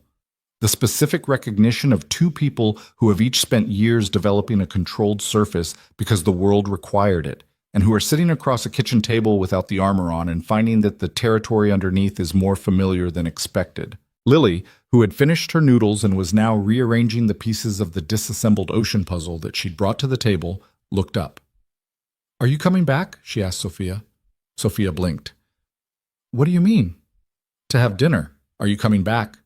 Sophia looked at Ethan. He looked back at her with the expression of someone who is deliberately not helping. "I'd like to," Sophia said, "if that's okay with you." Lily shrugged, which was her way of expressing approval without making it look like approval. "You can have the seat by the window," she said. "That's the good one." Sophia looked at the chair by the window, which had a slightly uneven leg and was next to the radiator that occasionally made a noise like it was working through something. "That's very generous," she said seriously. Lily nodded and went back to the puzzle. After dinner, while Lily was getting ready for bed, Ethan stood at the kitchen sink washing the containers from the takeout bags, and Sophia leaned against the counter beside him and they talked. Not about the company, not about Marcus Webb, or the investigation, or any of it. About small things, the kind of things that fill in the actual shape of a person.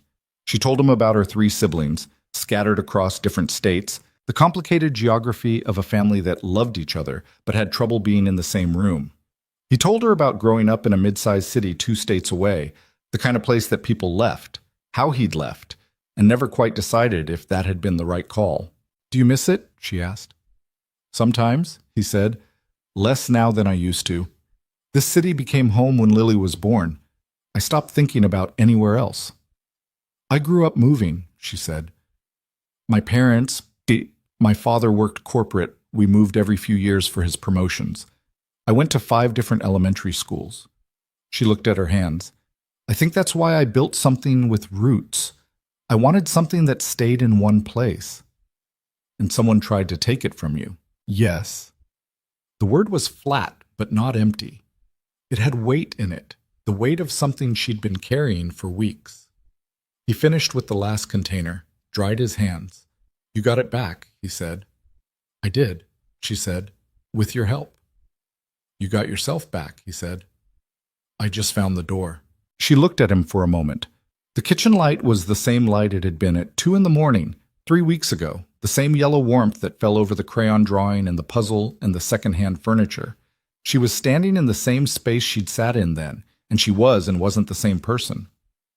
"I've been thinking about something," she said. "Since that morning in the boardroom. Something you said before we went in." "What did I say?"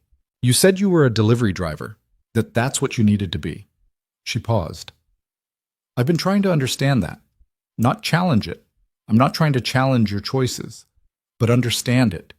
Because the way you think, the way you work, I watched you in that legal department. I watched how your brain moved through that system. You could be doing something else, and you know that." He was quiet for a moment. This was the conversation he'd been circling for 3 weeks, the one he'd been having with himself in pieces at the kitchen table and on delivery routes and in the dark at 1 a.m. when he should have been sleeping. "I could," he said. "I've been looking at it. The introduction you made. I've been in contact with that firm." Something moved in her expression. "You have?" "Yeah." He leaned against the counter. "It's not the same as taking a full position somewhere. It's consulting, project-based. I set the schedule." He paused. I'm not ready to be someone who misses pickups, who's not home for dinner. I can't do that to her, and I don't want to do it to her." "That's not a flaw," Sophia said. "I want to be clear about that." "I know it's not," he said. "It's just also a constraint." "Most of the best decisions I've ever made had constraints in them," she said. "You work inside the constraints. That's where the actual thinking happens." He looked at her. "That's not bad." "It's what I do," she said. Lily's voice came from the back hallway. "Daddy, I can't find my rabbit."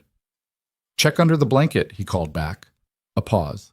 Then, "It was under the blanket." "There you go." Sophia was smiling. It was a specific smile. Not the professional measured smile of someone managing an impression, but an involuntary one. The kind that happens when something catches you off guard with its ordinariness. "You have to go tuck her in," she said. "I do," he said. 5 minutes. He went. Lily was in bed with the rabbit restored to its proper position and the nightlight on, and he sat on the edge of the mattress and listened to her give a summary of the day that included the spilled water at dinner in a tone that suggested it was now a neutral historical event rather than a catastrophe. "I like her," Lily said. "Yeah?" "She talked to me like a person." Lily looked at him. "Some adults talk to kids like kids." "What's the difference?" Lily thought about it with the focused expression she used for real problems. "Like a person is when they actually want to know what you think," she said. "Like a kid is when they already decided." Ethan looked at his daughter in the nightlight glow. 6 years old, and she'd just articulated something it took most people decades to understand. "That's a good way to put it," he said. "I know."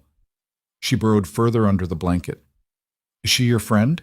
He thought about the honest answer, about the kitchen table at 2 in the morning, and the boardroom at 8:43, and the hallway with Eleanor on the phone and dinner tonight, and the way Sophia had said I wanted something that stayed in one place with a weight in it that wasn't entirely about buildings or companies. "I think so," he said. "Yeah." "Okay," Lily said. "That's good. You should have more friends." "I have friends." "Name them." He opened his mouth, closed it. Lily gave him a look that was too knowing for 6 and pulled her blanket up. "Good night, Daddy." "Good night." He went back to the kitchen. Sophia had stacked the dishes he'd left on the counter and was standing by the window that looked out over the street where the bus stop was, though you couldn't see it from this angle, just the street and the parked cars and the orange glow of the sodium lamp on the corner. "She good?" Sophia asked without turning. "She's good." He moved to stand beside her at the window. "She likes you, by the way." "She's discerning," Sophia said. "I could tell." A short silence. "There's something I need to tell you," Sophia said. She turned from the window. Her expression had something in it that was between careful and decided, the look of someone who has thought about whether to say something and has concluded that not saying it is worse. "The position I offered you, the Infrastructure Security Division." Sophia, "I'm not offering it again," she said quickly. I'm not going back on understanding why you said no. I'm telling you something different." She paused. "I withdrew it from the market, the executive position. I'm not filling it the way I originally planned." He looked at her. "I've been looking at the whole security structure," she said. "Since the investigation started, since I had to look at every system that Marcus and Sloan compromised, I've been looking at what the actual gaps are. And the gap isn't an executive. The gap is in the architecture itself. The way the systems talk to each other, the way access is structured, the assumptions that were built in 5 years ago that nobody's challenged since." She met his eyes. "What I need is a consultant, someone to come in on their own terms, on a flexible schedule, and audit the entire infrastructure from the ground up. Not a position, a project. 6 months, maybe 8. You set the hours, you work around whatever else you have going on." He was quiet. "I know you're talking to the other firm," she said. "This isn't instead of that. It could run alongside, or before. Or you could say no and I'll find someone else, and it won't be as good, but it'll be fine." He looked out the window, the sodium lamp on the corner, the quiet street. The thing was, and he knew this about himself, it was something he'd had to learn the hard way. The thing was that protecting the life he'd built didn't mean refusing to let it grow. Those were two different instincts, and he'd been confusing them for years. He'd been treating any change as a potential threat, any expansion as a potential loss. And the result was a life that was solid but standing still. Lily was 6. She was growing every day. She would need things that staying perfectly still couldn't give her. And he was 32, and he had a brain that had spent 5 years running errands for it. "Send me the scope of work," he said. Sophia looked at him. "Yeah? Let me see what you actually need and what access you'd be giving me and how the timeline is structured. Send me the scope of work and I'll read it properly." She nodded, not triumphant, just present. "I'll have Eleanor draft it." "Not Eleanor," he said. "You write it. If we're working together, I want to know what you actually think you need."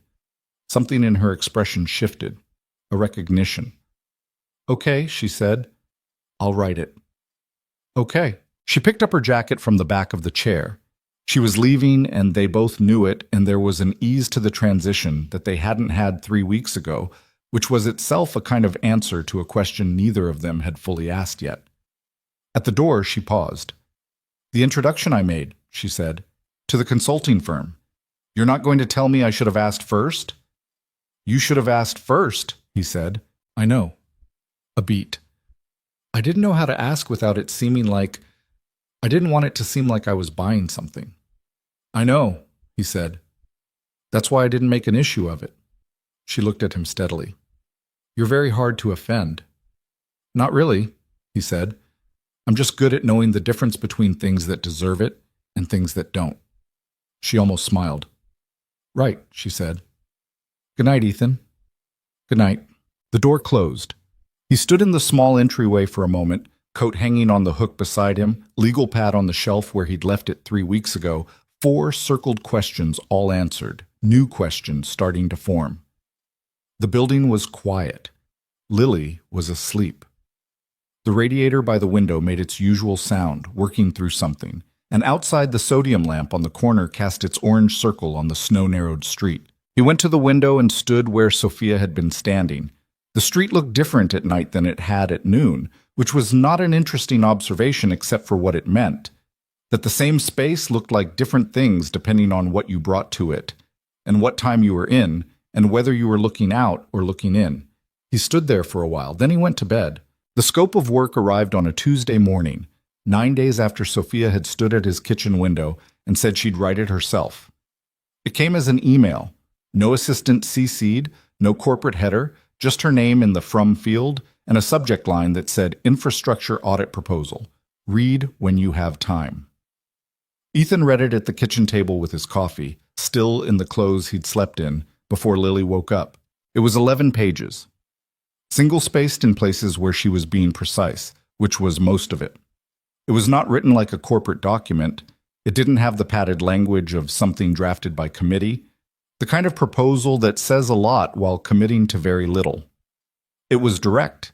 It identified specific systems, specific gaps, specific questions she needed answered. There were places where she'd written things like, I don't know enough about this layer to know what I don't know.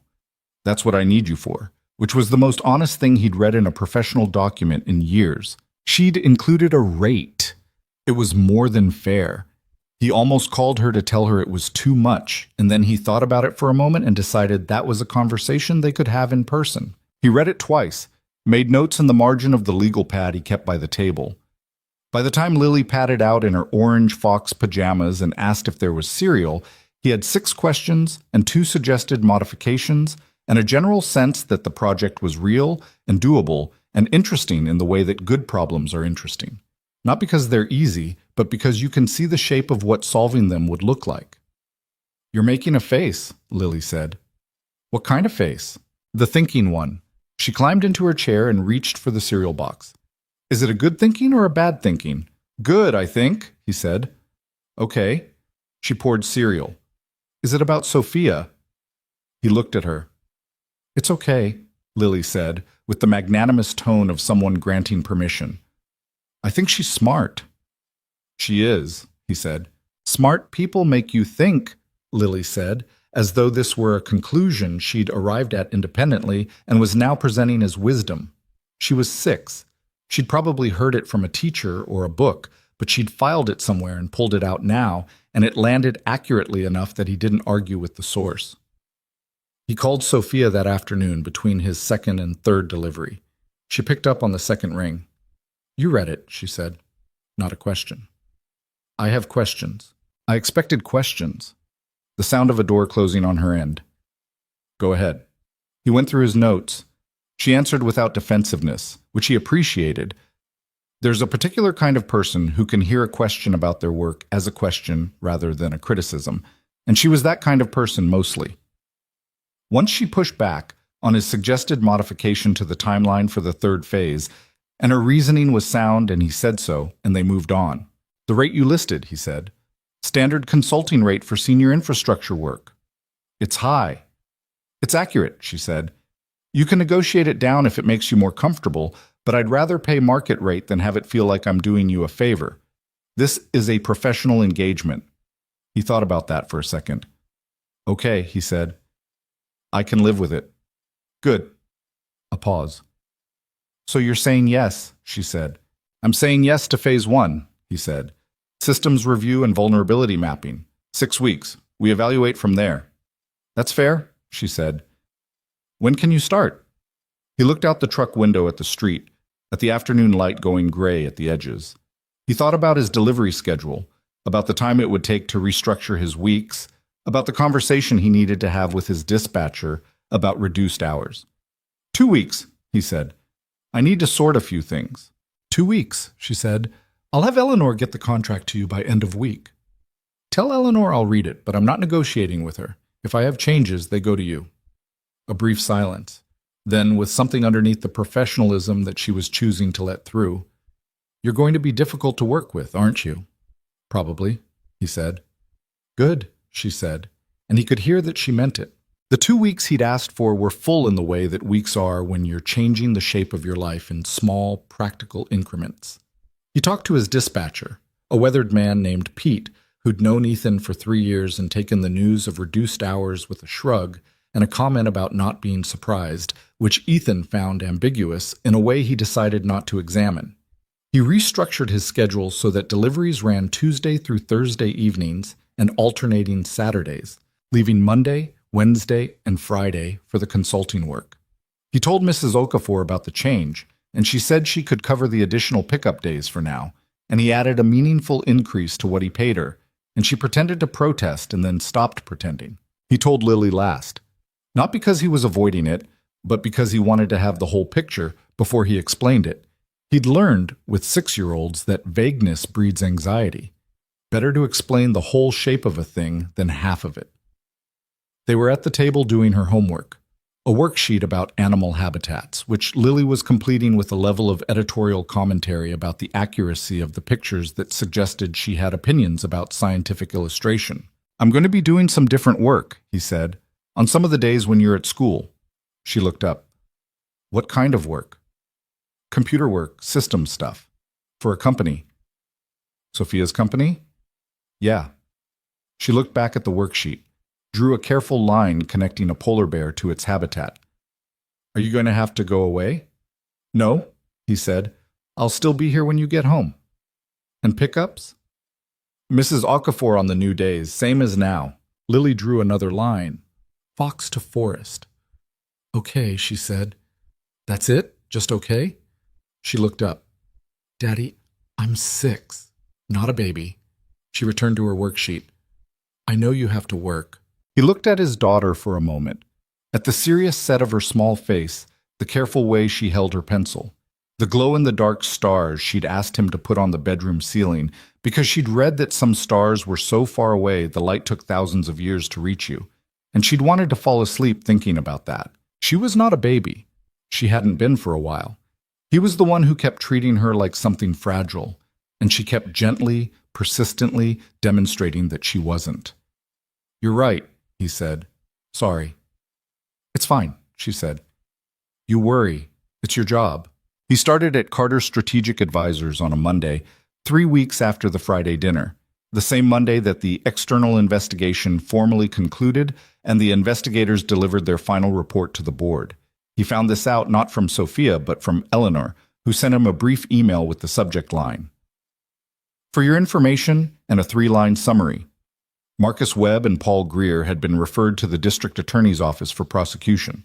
Richard Sloan had entered a cooperation agreement with investigators in exchange for reduced charges. Victor Hartwell had resigned from the board and was facing a civil suit. Sandra Choi had also resigned. Her cooperation level remained ambiguous. That case, Eleanor noted, was still open. Ethan read the email at his desk. Not his old desk, not an executive suite. Sophia had set him up in a small office on the 6th floor, one of the standard consultation spaces near the legal department, close enough to the IT infrastructure hub that he could pull physical access when he needed it. The office had a window that looked at another building and a plant on the windowsill that was either very hardy or plastic. He hadn't investigated closely enough to determine which. He wrote Eleanor back, "Thanks for the update."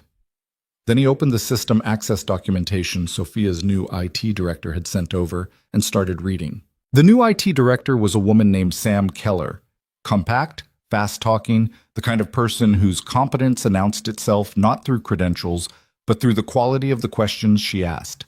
She'd been hired 2 weeks prior and had spent those 2 weeks developing strong opinions about the state of the infrastructure she'd inherited, most of which aligned with what Ethan had already assessed from the outside. They met in person on his second day. She shook his hand and immediately said, "The access layering on the third-party integrations is a disaster." "I know," he said. "That's where I'm starting." "Good," she said. "I've been arguing about it for a week and a half and nobody wants to hear it, because fixing it requires taking 3 systems offline for a day and everyone's afraid of the disruption. Who has final sign-off on a system maintenance window?" "Sophia," Sam said. "But she defers to me operationally. She's good about that. She doesn't micromanage the technical decisions." "Can you get me a meeting with her this week?" "I'll put it on the calendar." Sam looked at him sideways. "You know her, right? Outside of this." "We've met," he said. Sam's expression suggested she found this answer incomplete, but chose not to press it. He liked her immediately. The meeting with Sophia happened on Wednesday afternoon. It was a working meeting, not the dinner table, not the kitchen window, but the conference room on the 10th floor where Sophia held her technical review sessions, with a whiteboard and a projector and 3 other people in the room, including Sam and Eleanor. who had apparently decided to be present for reasons that she did not explain and that nobody questioned because Eleanor rarely needed to explain her reasons. Sophia was in CEO mode. This was a different register from the woman who had sat at his kitchen table and talked about fire escape tomatoes and siblings spread across different states. Not a performance, just a different layer of the same person, the one that had been running a major company for 8 years, and knew how to hold a room without trying. She listened to his preliminary findings with focused attention, asked 3 precise questions, and approved the maintenance window for the access layer overhaul without the hesitation Sam had apparently been expecting. "That's it?" Sam said. "I've been trying to get that approved for 2 weeks." "Ethan's assessment confirms yours," Sophia said. 2 independent conclusions pointing to the same gap means the gap is real. There's no more evaluation needed. She looked at Ethan. "Timeline?" 2 weeks to map the full scope. 1 day for the maintenance window, another week to validate. So 3 weeks total, approximately. "Do you need anything from me beyond the maintenance authorization?" "Not yet," he said. "I'll flag if that changes." She nodded. The meeting moved on. Afterward, in the corridor outside the conference room, she fell into step beside him. Not orchestrated, just the natural consequence of them leaving the same room at the same time and heading in the same direction. "How's it feel?" she asked. Quietly, not for the room, which was behind them now. "Like something that needs to be fixed," he said. "Which is a good feeling." She looked at him briefly. "I meant in general, being here." He thought about it honestly.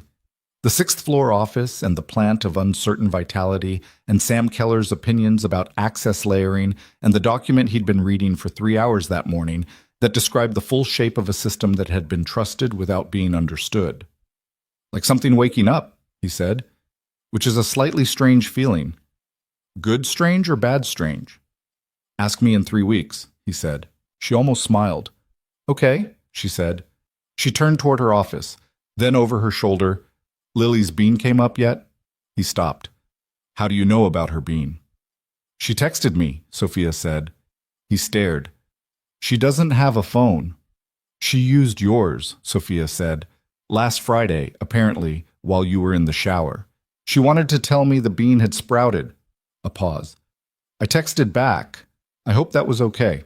He didn't know what expression was on his face, but it was apparently readable because Sophia's almost smile became an actual one, brief and private, before she turned back toward her office and the moment closed. He stood in the corridor for a moment. His 6-year-old daughter had borrowed his phone and texted a billionaire CEO about a bean. He shook his head. Went back to work. The weeks that followed had a rhythm to them. Not the rigid routine of his delivery schedule, but a different kind of structure. The kind that comes from being genuinely absorbed in a problem. He came in 3 days a week, and sometimes 4 when the work required it, and he was home by 5:30 on those days, never later, which he'd been clear about from the start, and which Sophia had never once challenged. There were evenings, 3 of them in the next 6 weeks, when she came to the apartment with food, not announced far in advance, just a text in the afternoon. "Is tonight okay?" And he'd say yes if it was, which it mostly was, and she'd show up at 6 with something from a different place each time, and Lily would answer the door and update her on the bean's progress, which had become an ongoing narrative with genuine stakes. Those evenings were easy in a way that surprised him. Easy not because they were without friction. There were moments of friction, small ones. The friction of 2 people with strong habits of independence learning how to be in the same space without filling it with performance. She was occasionally distracted in the way of someone whose brain keeps pulling back to the next problem. He was occasionally quiet in the way of someone who'd gotten used to evenings that didn't require him to talk. Once she said something offhand about his delivery work that came out more dismissive than she meant it, and he said so, plainly, and she looked genuinely stricken for a moment and then apologized in a direct way that didn't over-explain, and they moved on. They were not smooth with each other, which was exactly right. Smooth was what you had with people you were performing for.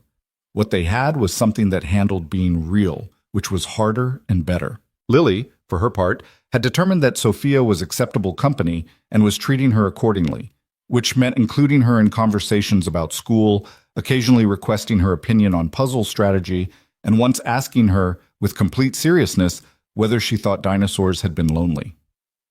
Sophia had taken this question with appropriate gravity. Some of them were probably lonely, she said, the ones that didn't travel in groups. I think the big ones were, Lily said, because there weren't very many of the same kind. That's probably true, Sophia said. It's sad, Lily said. It is, Sophia said, but they also got to be very large and eat a lot, and nothing scared them much. Lily thought about this. That's kind of a trade-off, she said. Most things are, Sophia said. Ethan, listening from the kitchen, had thought, there it is. There was the thing that was hard to explain to anyone who hadn't seen it. The way Sophia talked to Lily, not like a child being managed, but like a person being taken seriously. And the way Lily responded to that by giving her best thinking, and the way that small exchange contained more genuine philosophy than most adult conversations he'd sat through. 6 weeks after he started the consulting work, the access layer overhaul was complete. He sat in the conference room with Sam and Sophia and 2 of the external investigation team's technical consultants and walked through the final validation results. The system was cleaner. The vulnerabilities that had allowed Greer's long-term invisible access were closed. A new monitoring protocol was in place that would flag anomalous access patterns within 15 minutes. It's not perfect, he said. No system is. But the gaps that were exploited are gone. And the new monitoring means the next person who tries what Greer did will be visible within a day instead of invisible for 8 months. Sam was nodding with the satisfaction of someone whose arguments had finally been vindicated in concrete form. The external consultants had questions. He answered them. Sophia watched the exchange from her end of the table with the expression she wore when she was making internal assessments. Not visibly active, but processing, cataloging. After the others had left and he was packing up his materials, she said, Phase 2. He looked at her. You want to talk about Phase 2 right now? I want to know if you're interested in Phase 2, she said. That's different from talking about it. Phase 2 was the deeper architectural review, not just the access systems, but the full infrastructure philosophy. Longer, more complex, the kind of engagement that would require him to reconfigure his schedule more substantially. He thought about it. The plan on the windowsill had turned out to be real. He'd established this in week 3 when he knocked it with his elbow, and it shed a leaf with the conviction of something biological. He'd felt obscurely responsible for it since. He'd been watering it on the days he came in. Let me think about it, he said. Take your time, she said. He took 4 days.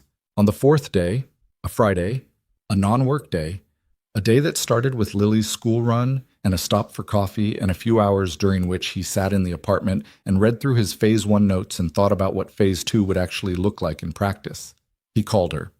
She picked up on the first ring, which meant she'd seen his name and picked up, which was different from simply being available.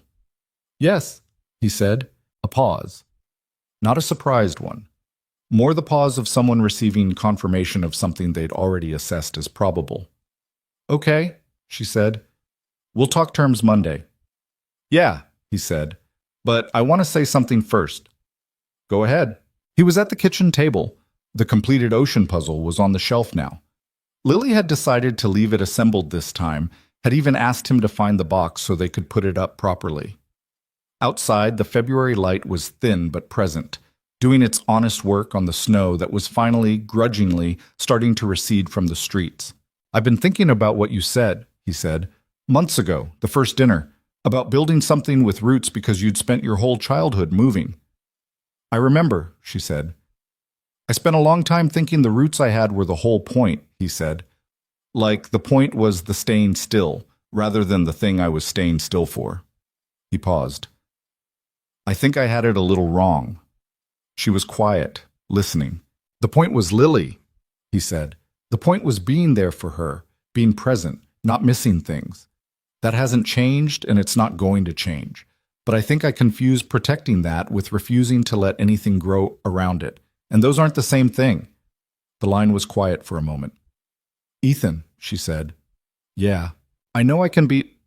I'm not easy to be around sometimes. I run fast. I get absorbed. I sometimes forget to... She stopped. Restarted. I've had relationships that ended because I didn't know how to let them be as important as the work. I'm not going to pretend that's not part of my history because you'll figure it out anyway. I know, he said. You know? Eleanor mentioned it, not directly, but she mentioned it, a sound that was almost exasperation. Eleanor tells you things. Eleanor wants things to turn out well, he said. She was being informative. A short silence. Then, what did you do with the information? I thought about it, he said. And I thought about the fact that you drove across the city 3 times in 6 weeks with food because you wanted to be in that apartment, and you texted my 6-year-old back about a bean, and you looked genuinely shaken when you said Sloane's name in that boardroom. He paused. People who run too fast to let things be important don't do those things. She was quiet for a long moment. I'm trying, she said. It was simple and unguarded in a way he'd come to recognize as her real voice, the one that existed underneath the composed, calibrated professional surface. It came out in the kitchen late at night and on the phone on Friday afternoons when she hadn't had time to put the armor back on. I know, he said. So am I. Another quiet moment.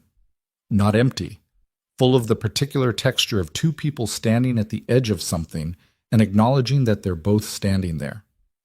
Monday, she said. Terms for phase 2. Monday, he said. And Ethan. Yeah. Bring Lily on Saturday, she said. I want to show her something at the office. We have a rooftop garden. It was part of a sustainability initiative 2 years ago. She can see actual full-grown bean plants. He was quiet for a moment. She'll ask you 1,000 questions, he said. I'm counting on it, Sophia said. He picked up Lily from school that afternoon and they walked home the long way, the way that went past the park where the pigeons congregated with anarchic confidence, and Lily sometimes felt philosophically compelled to stop and evaluate them. She did today, stood at the fence and looked at them with her hands in her coat pockets and her breath making small clouds in the cold air. They don't seem cold, she said. They're built for it, Ethan said. How?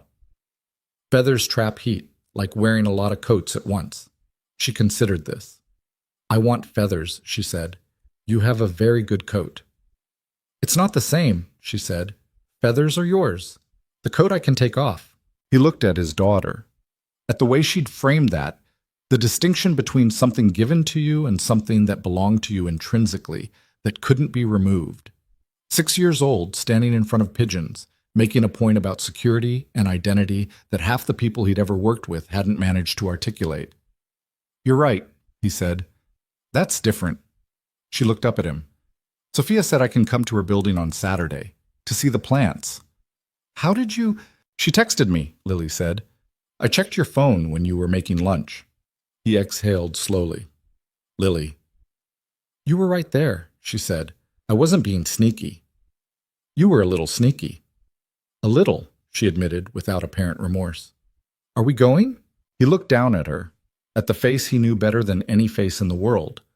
The crow's wing eyebrows she'd gotten from Anna, the determined set of her jaw that was entirely her own, the eyes that missed very little and forgave most things, and were watching him now with the alert patience of someone who already knows the answer, but is waiting for you to arrive at it yourself. He thought about Anna sometimes and wondered what she would have made of all this. The bus stop, the boardroom, the Friday dinners, the bean updates, the particular strange shape of the life he was slowly allowing himself to build. He didn't know. He couldn't know. But he knew Anna had been the least sentimental person he'd ever loved, which was its own kind of information. She would not have wanted him standing still. Yeah, he said. We're going. Lily nodded, turned back to the pigeons for one final assessment, seemed to conclude they were fine, and started walking. He walked beside her. The February afternoon was cold and thin and entirely ordinary, and the street stretched out ahead of them with all its unremarkable specificity, the cracked sidewalk, the corner store, the building with the bad elevator, the sodium lamp that would come on in an hour and cast its orange circle on the snow. This was the thing nobody told you about the life you ended up with. It wasn't the dramatic moments that made it real. Not the boardrooms or the confrontations or the nights that changed everything. Those moments existed, and they mattered, and they shaped things. But what made a life actual, what gave it weight and texture and the quality of being genuinely yours, was exactly this. The ordinary afternoon, the cold air, the small hand that occasionally bumped against his as they walked, the questions that came without warning and required honest answers. He had spent 5 years protecting this life and almost no time letting himself live it fully.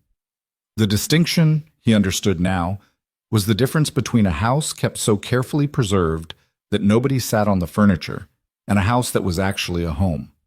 Some things were worth protecting because of what they were. Not in spite of what they let in, but because of it. On Saturday, Sophia met them in the lobby of the Carter Strategic Advisors building.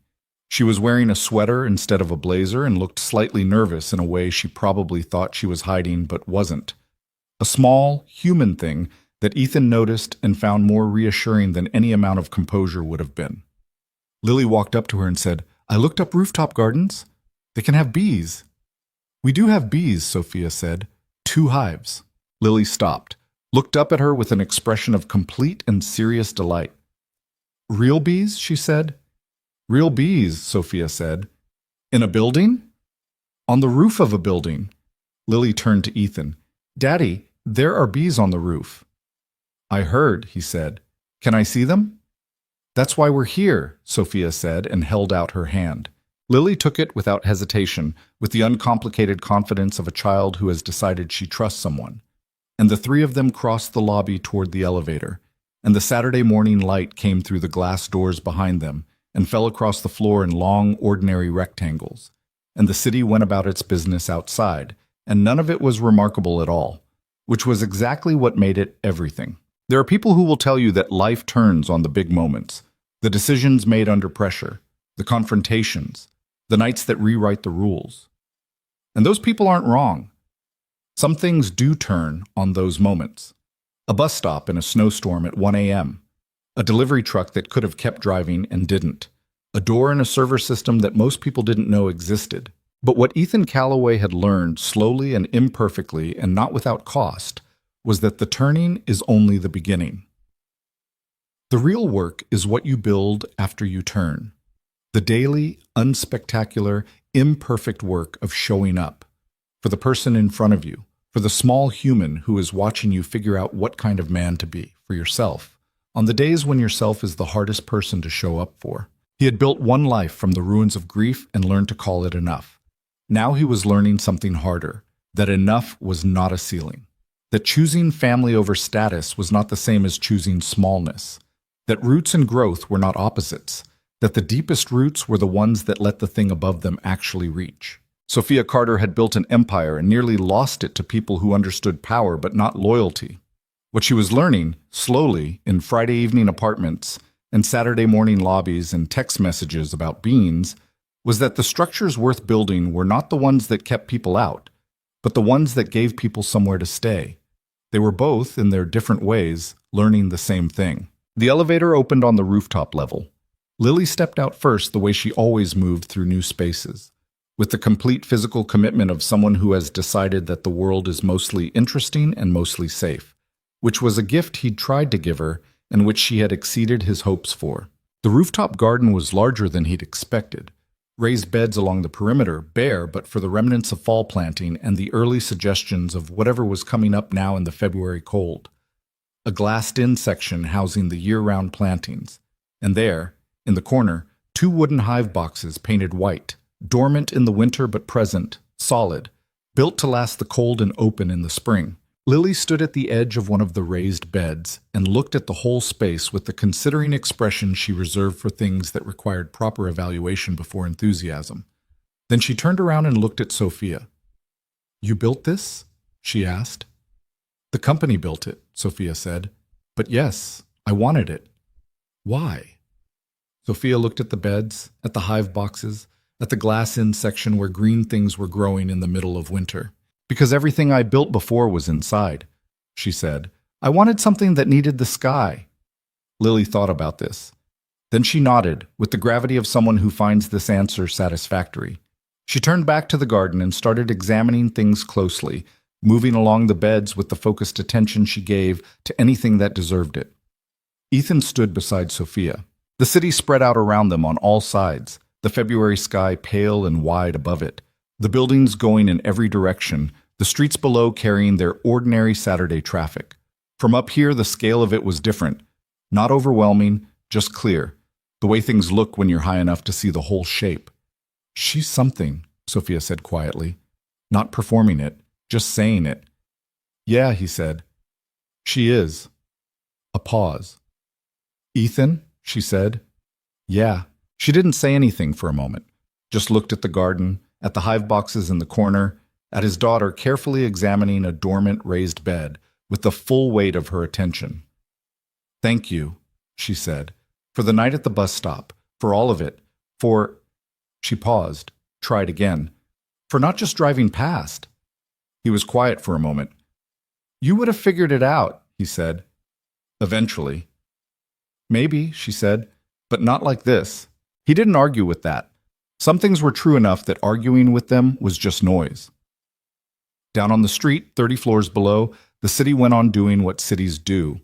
The relentless, indifferent, occasionally beautiful business of people moving through the world they've made, making choices, missing turns, stopping sometimes when they should keep going, and sometimes when they should stop. Up here, above all of it, a 6-year-old was crouching beside a wooden hive box, looking at it with careful, respectful curiosity, learning that bees survived the winter by staying close to each other and generating their own warmth, which was, Ethan thought, as good a foundation as any.